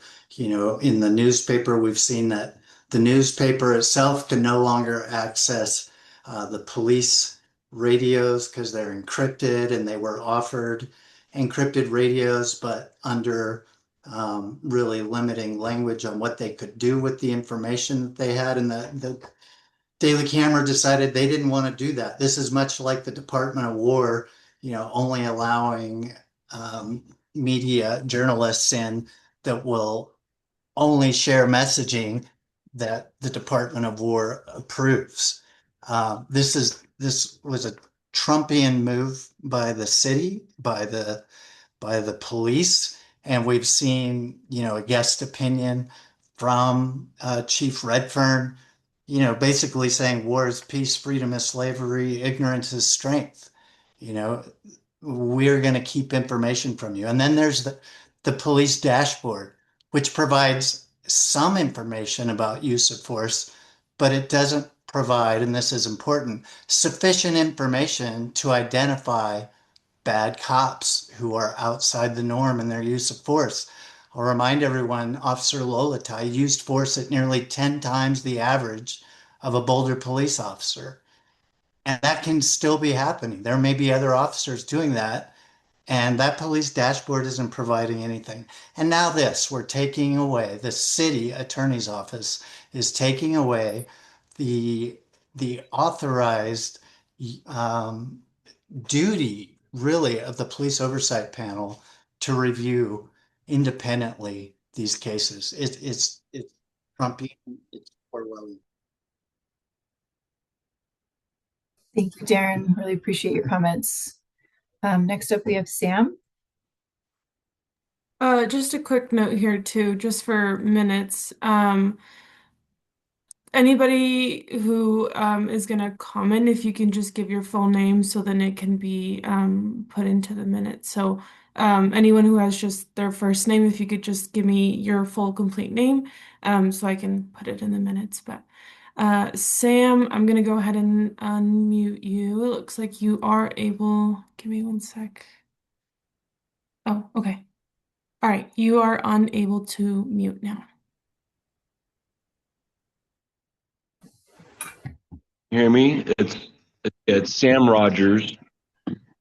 Yeah, thank you so much. I don't know. I guess this process has been kind of frustrating in a sense that everybody on the panel really doesn't want this change to happen, where cases are vetted before they even get to the panel. So it seems very clear to me that there's this the city attorney and Sherry, who are employed by the city, and then the volunteer pop, don't want they want to have full access to all the cases. They want to have power to run through and decide what's going on. And we're talking about nuances. We're talking about racial profiling. We're talking about all this stuff that isn't like super obvious of like aggressive force and all that stuff. So it just seems like it's undermining the panel, and I don't want it to just be a PR campaign for the city of Boulder. I want it to actually have some teeth and have some bite, and to be able to make police accountable.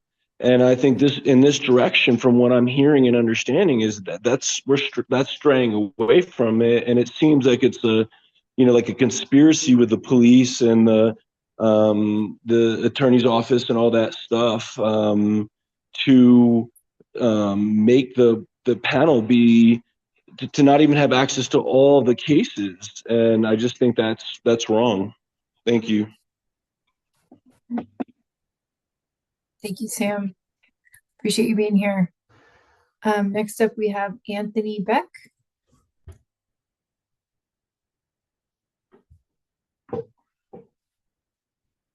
Can you all hear me? Yep. Perfect. So yeah, my name is Anthony Beck. Want to express appreciation for a lot of the comments I've heard so far. Appreciation that this panel is here. It's important work, which is why I'm here watching it.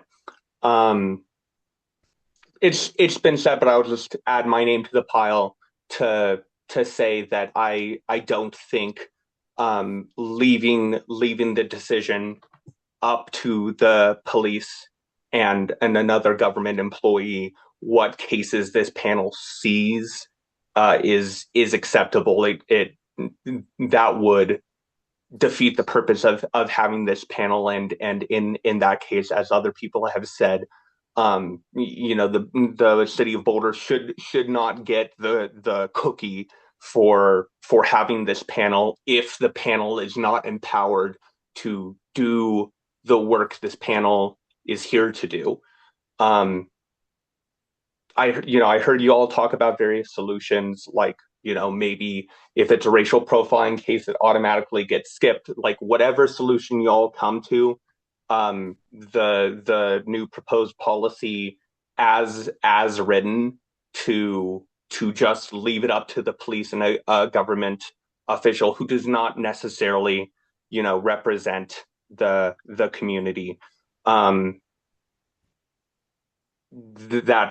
not an acceptable solution. Yeah, thank you to the members of the panelists who have been holding the line, especially. I see you and appreciate your work here. And those with the city, like please work with these folks to make sure that the panel does what the panel is intended to do. Thanks. Thank you, Anthony. And want to acknowledge, I think we forgot our timer at that time, so apologies about that, but you did a great job staying, I think, right on schedule. Next up, we have Ferry.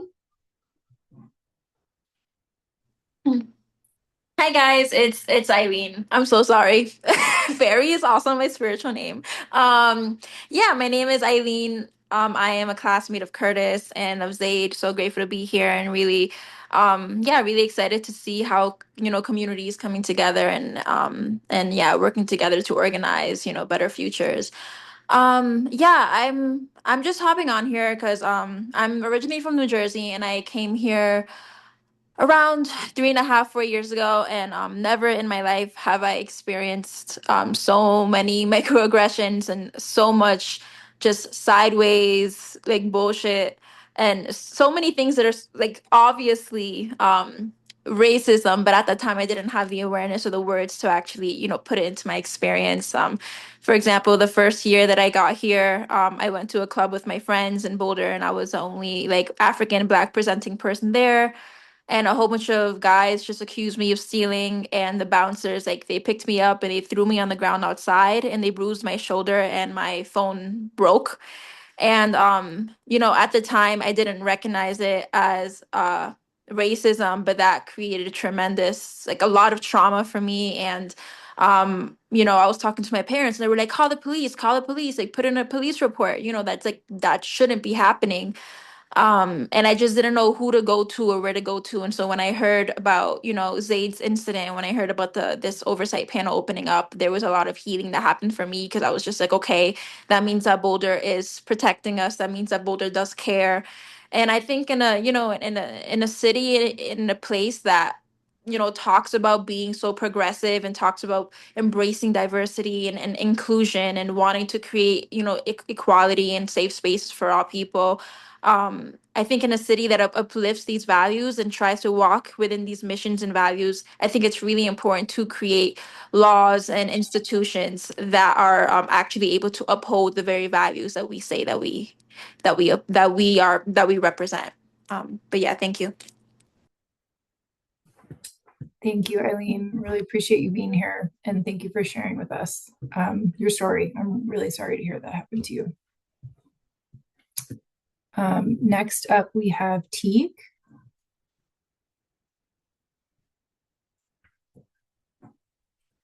Can you hear me? Yep, go ahead. Hi, my name is Alberto, and I first want to say thank you to all the people that are present, especially the people part of the Oversight Committee. I appreciate and respect and admire your resilience and your persistence. And I have a couple things that I invite the City of Boulder to consider and to ponder when you're making these decisions and when you're bringing up these proposals. What is your relationship to power? What is your relationship to the police, and who is present when you're making these decisions? What is the primary race of the people in these rooms? How do you how do you make, how do you interface with the community? How do you actually integrate community in the decisions that you're making and not as an afterthought? These are just some of the questions that I invite you to consider. And it's like, who's being burdened by these decisions? Who's being harmed? Who keeps saying they're receiving harm from these decisions, and what are you doing about it? I appreciate again the time and the deliberation that you're doing this, and also I challenge you to also consider how you're making these decisions and with who in mind, with who is with who in interest, and also, again, what is the priorities of those who are in power? Because again, what is the power imbalance here? How are you trying to limit that democracy that is being advocated for? So with that in mind, again, just think about how are you showing up?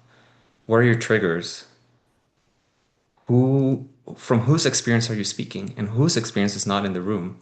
Again, and whose experiences are you trying to hear here out, but then not actually being able to fully realize them? And again, thank you again for all the members who are here present. I yield back my time. Thank you, Teague. Appreciate you being here. Next up, we have Madeline Woodley. Welcome back, Madeline.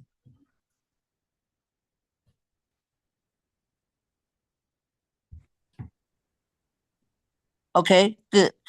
Hello, everyone. I want you to know I'm here mainly to encourage you to stay in the fight. It's worth it.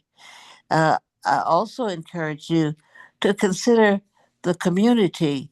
I am so glad to hear Zaid, to have heard Zaid show up, because it was what happened with Zaid that started this.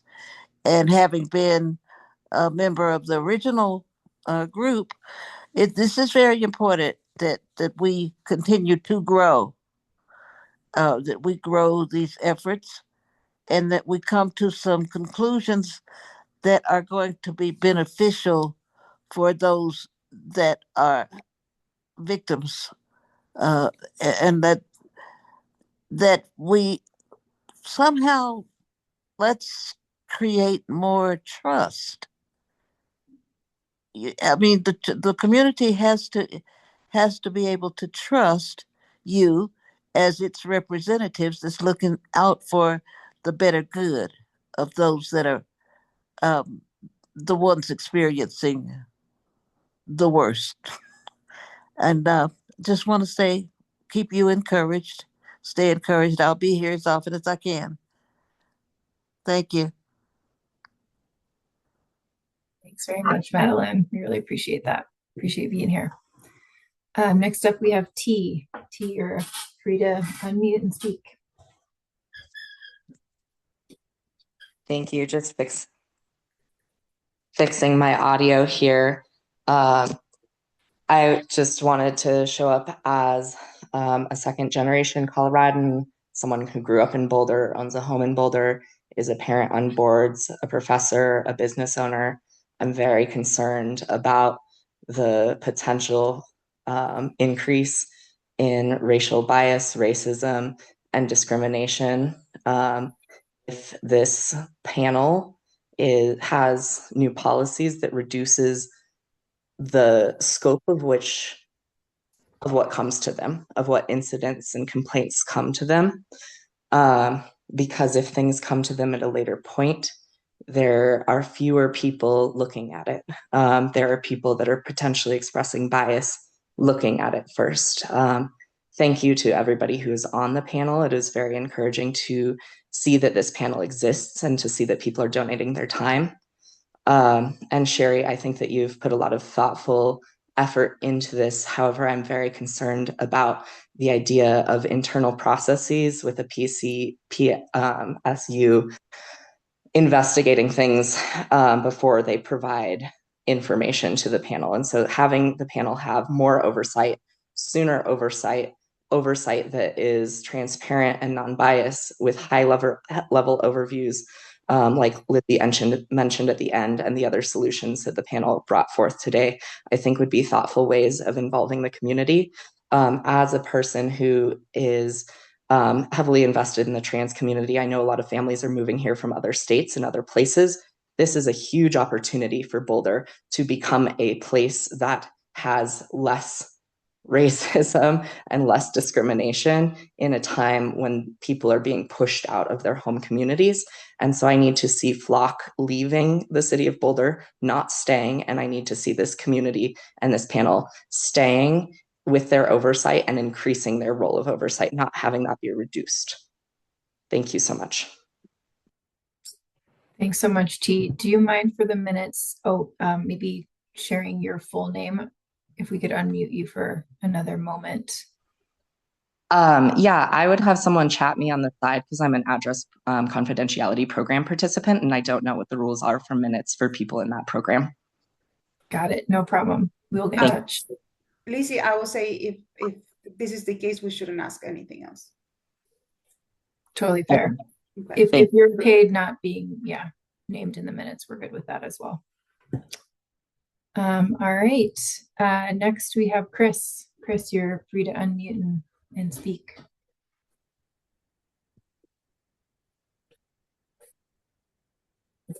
Good evening. Can you hear me okay? Yes. Hi. My name is Chris Allred, and I work with Rocky Mountain Peace and Justice Center. Thank you for the opportunity to speak tonight. Thank you to everyone on the committee for your hard work and service to the community. And I am just here to be in solidarity with some of the other speakers tonight. I'm just here to echo a few of the concerns. And also, I do want to highlight the speaker who was providing encouragement to everyone who's taking time to work on this committee. Thank you for your work, and building trust in the community is essential. And I remember when the injustice happened towards Zaid, and I remember the injustice towards Sammy, and both were extremely dangerous situations.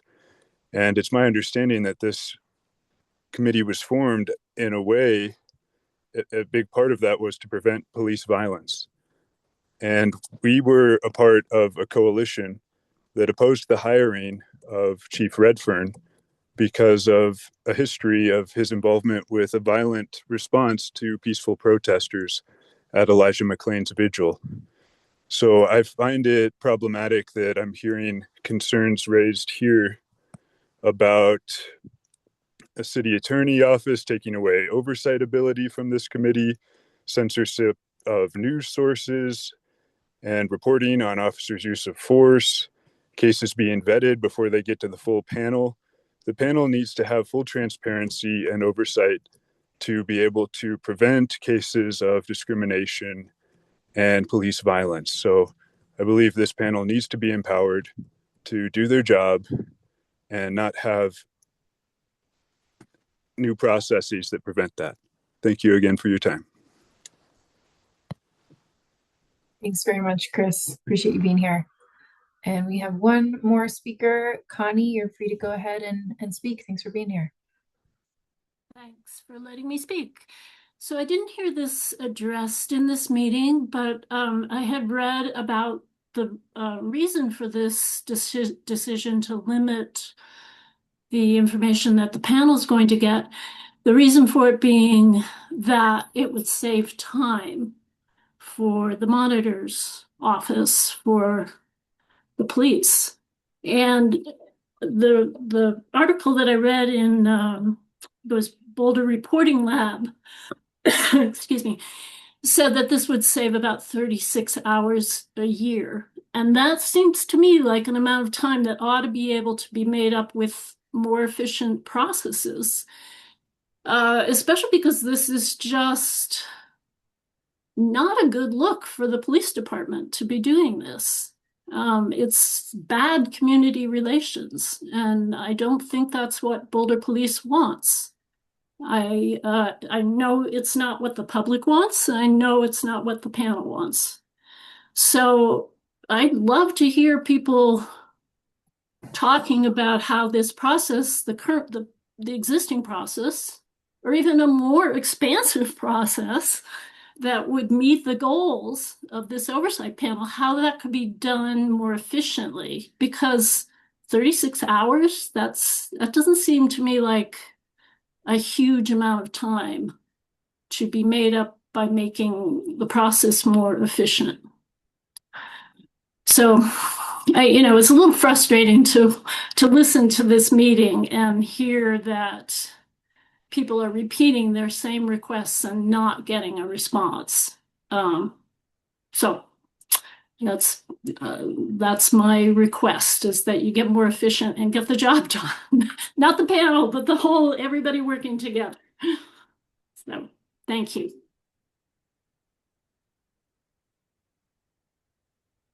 Thank you, Connie. Appreciate your comments and thanks for being here. All right, we are going to read through the comments that have been put in the Q&A. I'm happy to read all of these, or Soledad, you maybe want to switch off with me so you guys don't have to hear me the whole time. Any preference? I'm happy if you read.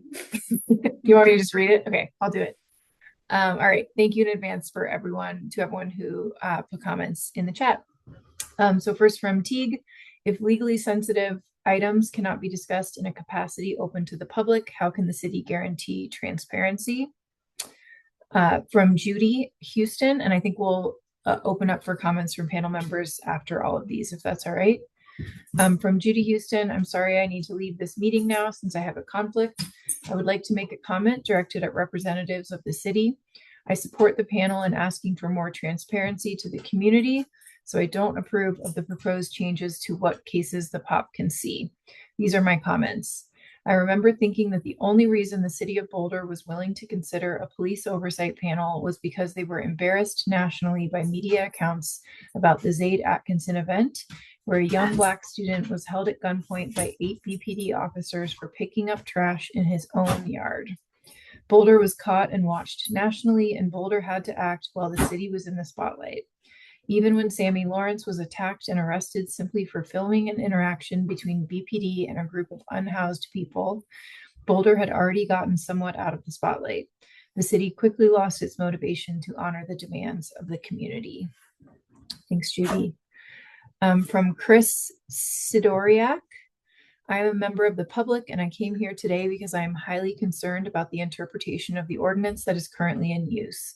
It makes no sense to me that we can't talk about the current stalemate between this committee and the powers that be. I attended last month and I never understood why the interpretation of the ordinance changed. Why is this panel losing their power to do their jobs? Thank you, Chris. From an anonymous attendee, why are officers only subject to BPD's code of conduct? What about input from communities that are affected by police behavior that are excluded from setting said code of conduct? Also from anonymous, I think what Chico is saying around things that are thorough and complete is thoughtful, relevant, and important. What Soledad said is so important as well. I had similar questions, which I was curious about the word proof, in that if the PSU, professional services, or wait, PSU, what, I'm blanking. What is PSU? Professional Standards Unit. Professional Standards. I was like, services is not right. Professional Standards Unit, thank you, represents cases only later. There is a process of prejudgment occurring which could accidentally involve human error. Especially my concerns relate to implicit bias. When an employee of the department, like a sergeant, gives the review internally, there is a higher chance for bias-related errors. If possible, the panel should have an awareness of all complaints equally, rather than reducing the panel's awareness to a lower number at a later, more definitive stage. And another comment from Anonymous, how does pre-screening of complaints and not making them all available to the panel for review help the trust issue? Also from Anonymous, if police misconduct cases will be filtered before the oversight panel ever sees them, how can oversight be available to all the public equally? This shift will have a disproportionately inequitable impact on people who hold already marginalized identities and potentially abuse victims. As a member of the public, I'm very, very concerned about this change in the process. What can the public do to request this change in policy does not move forward? Also from Anonymous, I am a community member and found out about this panel from another community member, from other community members, and I share all of the concerns all of the community panel members have voiced today.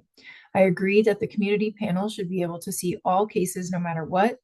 I am a cis white woman and I agree with all of the people of color who are voicing these concerns. I agree with everything that Curtis just said and that Curtis posted earlier. We have a comment from Zaid that just says, wow, thanks Zaid. From Darren O'Connor, can Attorney Reynolds explain why the POP members cannot waive their attorney-client privilege? It is well established that the client can waive such privilege. And then he linked a link here that folks can view if they like. From Anonymous, Boulder says they have experience with bias. Meanwhile, the Boulder remains like 88% white. Sherry, coming from Chicago, you have to see that there is something wrong here. Also from Darren, continuation of his last comment from that website, quote, the privilege belongs to the client, meaning they have the authority to waive or invoke it. From Stephen Taylor, so a complaint against an officer is made by the community and the group to first decide whether or not the complaint against the officer is not the police oversight panel, but the internal police affairs office. From Anonymous, I would like for us to have clear definitions, for example, complaint versus incident, because we can't understand what's being discussed if we aren't even given an explanation of what you're talking about. That is a great point, Anonymous, and I'm sorry we didn't take the time to clarify some of that as we were discussing, but I appreciate your comment. From Anonymous, it's dispiriting to see how little was accomplished in this meeting and to hear that panel members are having to repeat concerns they have previously expressed. It makes me feel like there is not good faith between the parties involved in this effort to have police serve the community in an accountable way. I'd love to hear from anyone who has good ideas on how we break this impasse. From Donna, how can a community member get heard if you are not letting the police oversight see their concerns? From an anonymous member, hi, I wanted to comment that we absolutely need transparent and thorough oversight of the police department, and that's why this oversight panel exists. The panel needs to be able to see every case and have real power to hold the department accountable. The community is here and calling for that and watching what happens. From Eileen, they're closing this because of lack of time. That is erasure. Boulder actually does not care about people of color. people of color are leaving Boulder because of white supremacy. We deserve to be protected by the law. From Ellie Bowers, I find this shift in policy incredibly disturbing. If a city employee decides which complaints are heard, then they're effectively deciding which cases show misconduct and only giving the police oversight panel the ability to further say that the city isn't culpable in cases that even the city employee considers a case of potential misconduct. I don't know Sherry and haven't personally interacted with her. This is not a critique of her abilities, but no matter how good she is at her job, giving a city employee power over these cases is harmful. Respectfully, the police oversight panel only exists because the city has already failed to objectively review wrongdoing. The panel exists to rebuild that trust. By taking power away from them, you're betraying that trust. Whatever your reasons for restructuring, it isn't worth undoing all of the work you've put in so far. Thanks, Ellie. From Eve, the City Council of Boulder has revealed bigotry towards its own community and its free speech for the last 2 years at meetings. Police have physically pushed marginalized people out of the building. There is a problem in how they have used the press and even made an example of Taisha Adams and other marginalized community members. Also from Eve, city manager and Redfern working together also severs trust. All right, thank you so much for everyone who took the time to leave a comment for us. I want to open it up to the panel if anyone would like to address or respond to any of these directly. I know we heard a lot today.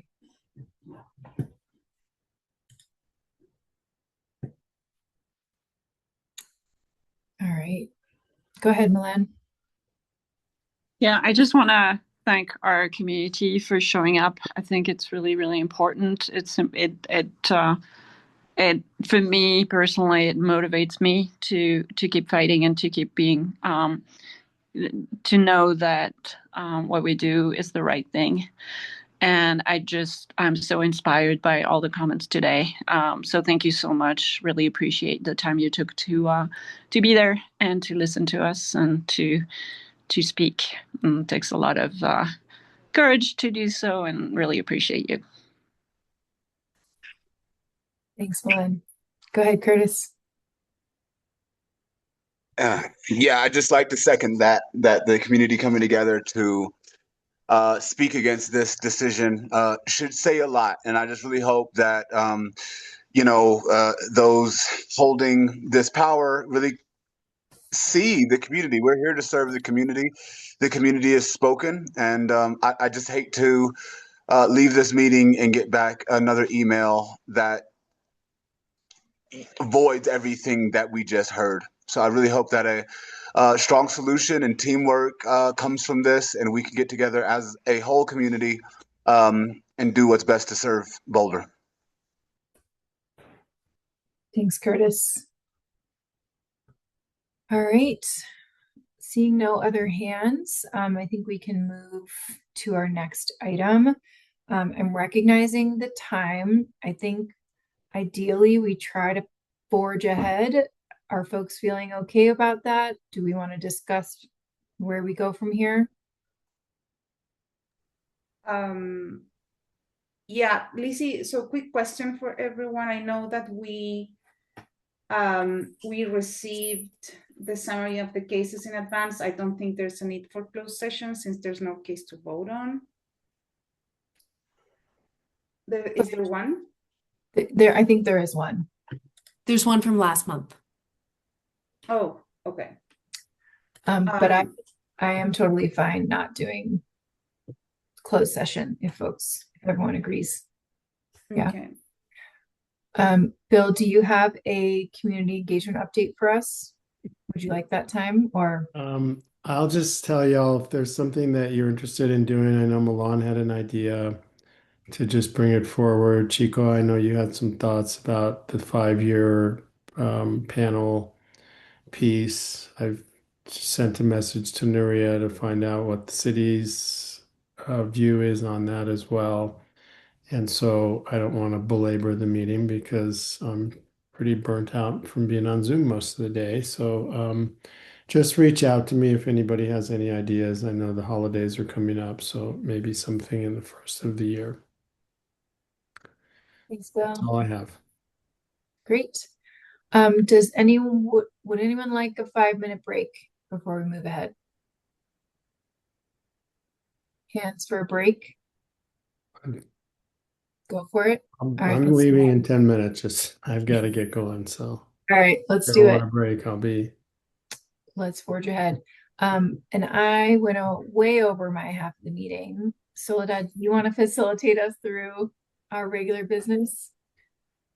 Sure. So we should go through then with the Independence Police Monitor report. Sherry.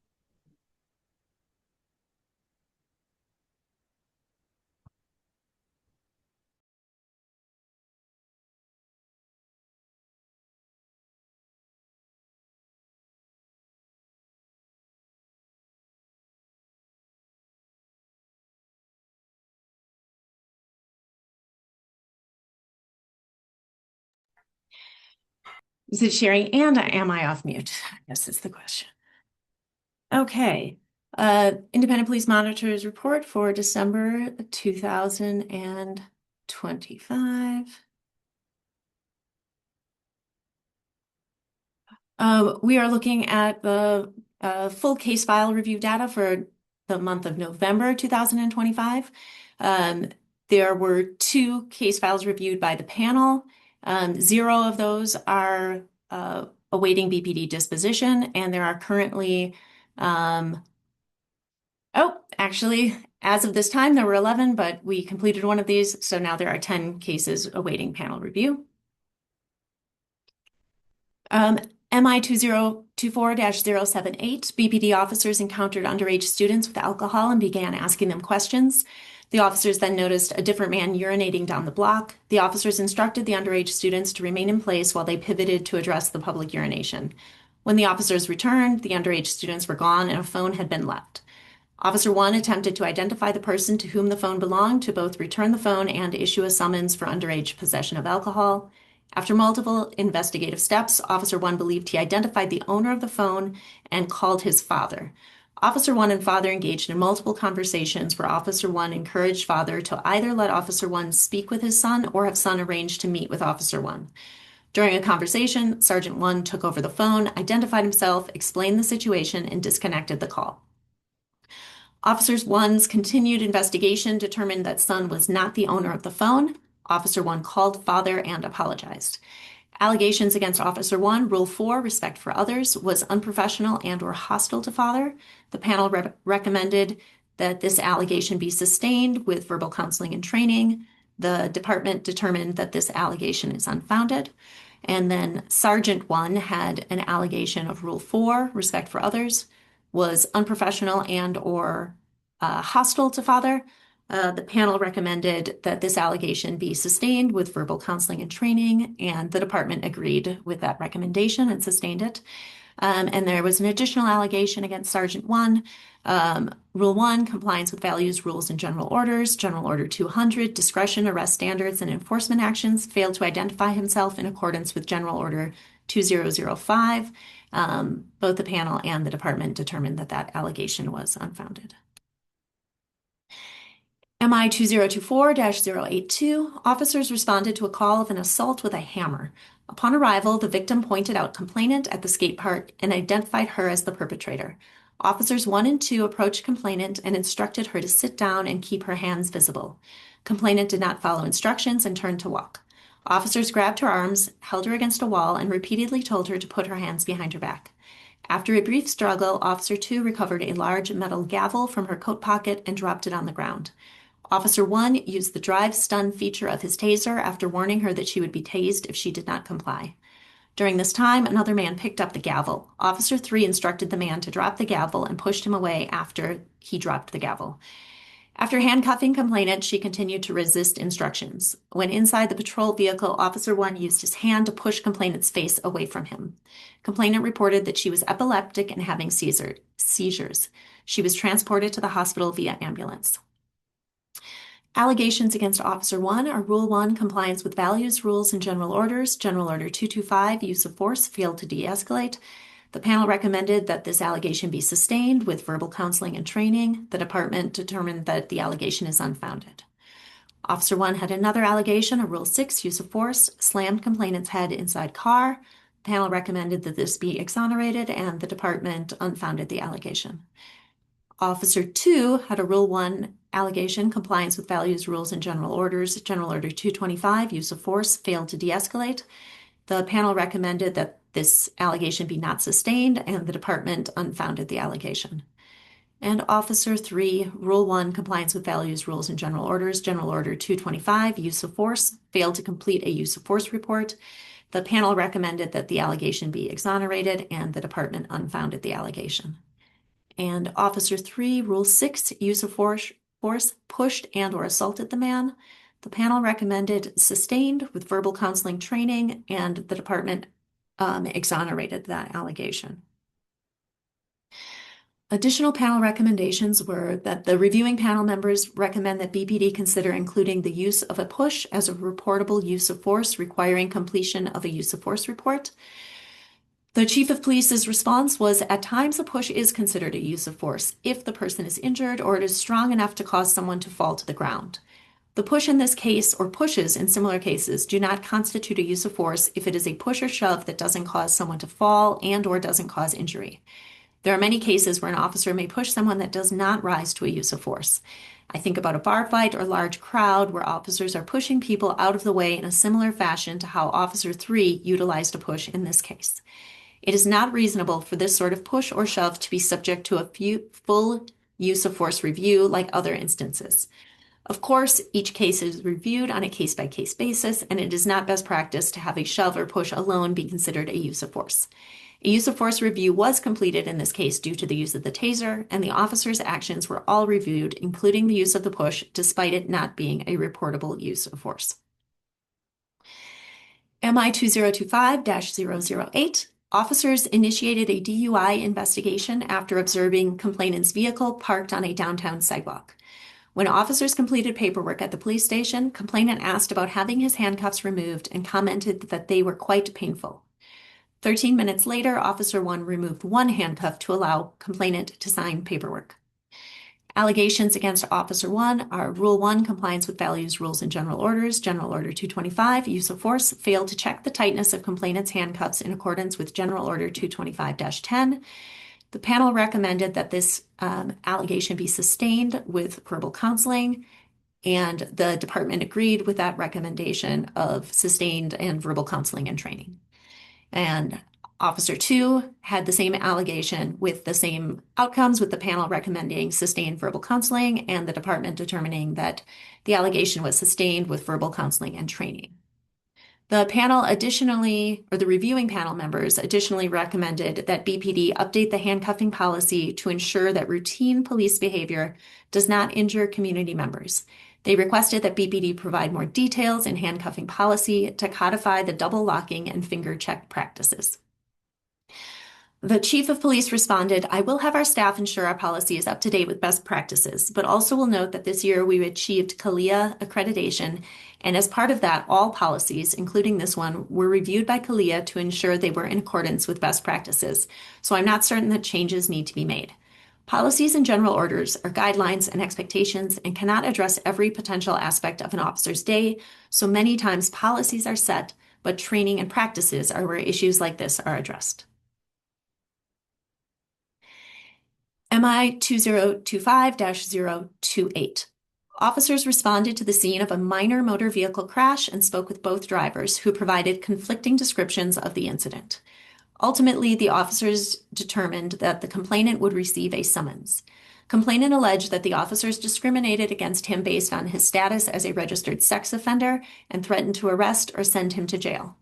The evidence established that no officer threatened to arrest or send complainant to jail. Their conversations about which party was at fault focused on the parties' narratives and the layout of the traffic lanes approaching the intersection.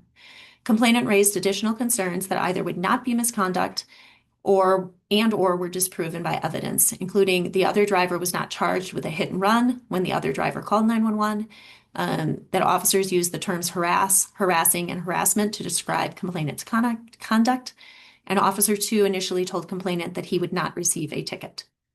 The allegations against Officer 1 were Rule 1, compliance with values, rules, and general orders, General Order 101, unbiased policing, display bias against complainant because of his status as a registered sex offender. The monitor determined or recommended that this allegation be unfounded in accordance with General Order 120, and the department agreed with that. And for Officer 2, compliance with values, rules, and general orders, respect value, threaten to arrest and or send complainant to jail. I also recommended that this allegation be unfounded in accordance with General Order 120, and the department agreed. MI 2025-051, complainant alleges that Sergeant 1 is gang stalking him and his family through connections to a Chicago gang. Complainant alleged that Sergeant Number 1's nephew and the Chicago gang are sex trafficking his mother in Longmont. Complainant believes military-grade surveillance devices are implanted in his ears. He is currently housed at a psychiatric hospital. PSU learned from mother and complainant's caseworker that complainant suffers from delusions due to head injuries received when he was beaten in Chicago years earlier. Mother denied that she or her family are being coerced or trafficked. She currently lives in Chicago.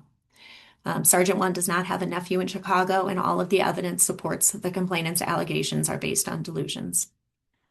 The allegation against Sergeant 1, Rule 5, police authority and public trust, involvement in gang activities that can target complainant and his family. I recommended that this allegation be unfounded in accordance with General Order 120, and the department agreed and unfounded the allegation. MI 2025-052, officers responded to a call from a halfway house for harassment and intimidation based on a person recording the building and its occupants. Officer 1 encountered complainant recording from the sidewalk. Complainant denied committing any crime. Officer 1 said that he needed to investigate the potential criminal invasion of privacy. Officer 1 asked complainant for their name and birth date before going inside to learn more details. Former Officer 2 remained outside with complainant. Former Officer 2's body-worn camera was mislabeled and deleted prior to PSU being able to retrieve it. Officer 1's body-worn camera did not capture misconduct and instead documented he had a firm understanding of complainant's right to record from a public sidewalk and respectful conversations with both parties. The allegations against former Officer 2 are Rule 1, compliance with values, rules, and general orders, General Order 240, in-car cameras, body-worn cameras, and personal recording devices, did not accurately categorize body-worn camera recording as required by General Order 240-4A. I recommended that this allegation be administratively closed in accordance with General Order 120, and the department agreed. And second allegation of Rule 4, respect for others, told complainant that they don't care about First Amendment auditors and or don't care about their rights. Again, I recommended that this be administratively closed in accordance with General Order 120 because the officer is no longer employed by the department, and the department agreed, and the case is administratively closed. There was one 2024 case that is open. It is SM 2024-003. It is in BPD chain of command review. Looking at the statistics for the month of November 2025, the monitor classified 11 cases, 6 were identified as misconduct, 0 serious misconduct, 3 were community inquiries, 0 community feedbacks, 2 unspecified incidents. I observed 4 interviews. There was 0 critical incident scene response. I deemed 4 cases thorough and complete, and BPD closed the 6 investigations we just heard about. As of December 3rd, the open monitor panel docket is 42 cases. 22 of those are classified. 6 of those were pending monitor classification, and 14 were in PSU preliminary investigation status. And in November, community engagement and other events that I participated in was the World Day of Remembrance for Traffic Crash Victims, the 10th District Public Safety and Criminal Justice Meeting, and this is lighter than normal because of the holidays and because I was sick. And that is the end of the presentation. Any questions before I stop sharing the screen? Sherry, I just have a question. I'm just curious. I've never heard of this term before. What's a halfway house? I didn't research this particular place, but my understanding is that it's where people who are leaving incarceration or some other confinement go where they still receive some degree of supervision and restrictions, but are have some ability to work or get their education and participate in the community while still being supervised. Okay, thank you. Mhm. Okay, so let's go to case review voting. Wondering if everyone had the chance to look at the November cases. So there's one for us to vote there. Are we all ready to vote on that? Okay, so this is sorry, I'm looking at the, okay. So this is SM 2025-006. There's Officer 1, Rule 3, truthfulness allegation, inaccurately completed the 20-minute deprivation period, section of the Intoxilizer 9000. Rule 8, Officer 1's representation on the EBAT report reflected unfavorably on her or the department. That's Officer 1. Officer 2, Rule 8, conduct. Officer 2 advised Officer 1 to act contrary to EBAT requirements. So that's the one vote we can take today. So, Sherry, can you do roll call to vote on this? Yes. Okay. Alan. Oh, people are unmuted, or most people are muted right now, including you, Alan. I did not have a chance to review the case. Oh, abstain? So I'm abstain. Okay. It will be helpful if everyone unmutes so we can run through the vote. Sorry. Yeah. Okay. AB?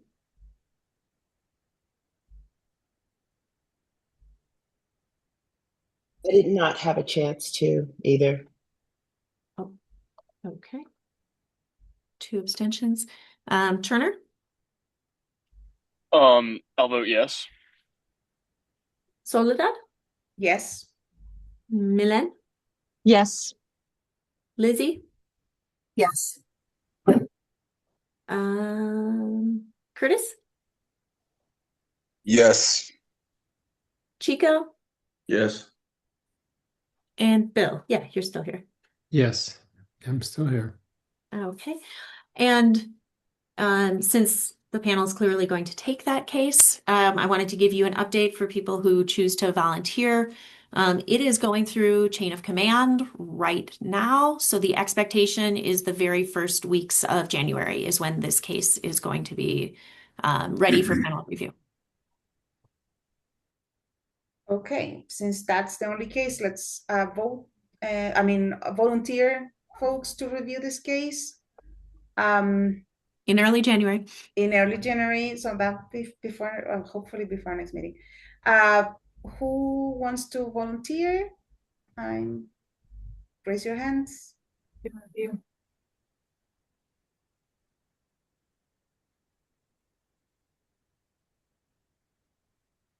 The Lizzie and Soledad, right? Oh, Milen. Anyone else? If we need a third, I will. My capacity is just a little thin in early January, but I'll step up if need be. Thank you, Curtis. Yep.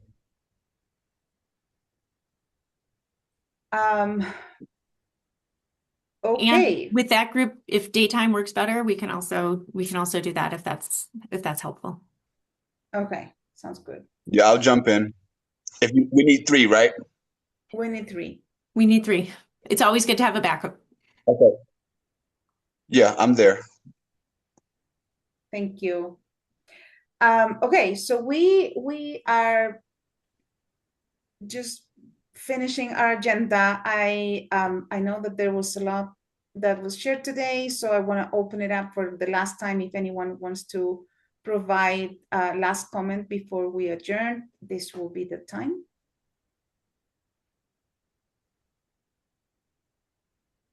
I just want to point out and make sure that I'm understanding this correctly. So in November and December, there were 8 cases in the pipeline. One of them, or 8 cases that came in through summaries. One of them was referred between those 2 months to the panel to review. So yes, and then several of the cases, as people saw for this month, will be referred. I wanted to at least give people that information, even if they're not currently referred, but those will be coming referred when the investigation is deemed thorough and complete. okay. Yeah, I just kind of want to point out, this is our first month with this new policy, first 2 months. And we have 1 case across 2 months for the panel to even consider to review. So that seems tough. Thank you for pointing that out, Lizzie. Curtis? Yeah, I also agree with Lizzie on that. And then just wanted to say that I really appreciated the proposal from the co-chairs. I thought it was a very strong compromise. Yeah, that's it. Thank you.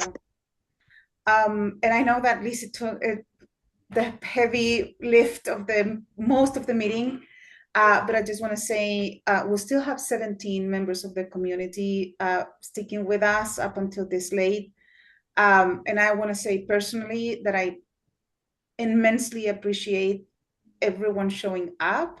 It's energizing. This has been very tough couple of months. So please know that we're all listening. We all see you. And me personally, I am so deeply grateful because I feel seen. And that's a lot to say in these times that we're living. So thank you so much. Thank you, panel members, for showing up and staying with us this late. And I really hope that, this is taken into consideration. So we need to move to adjourn and then second. So I entertain the motion to adjourn. Second. This is Milan. Milan, you should move to adjourn. Second. Can you hear me? Yeah. We need another second. I'll move to adjourn and Milan can second. Perfect. Oh, sorry. We're good.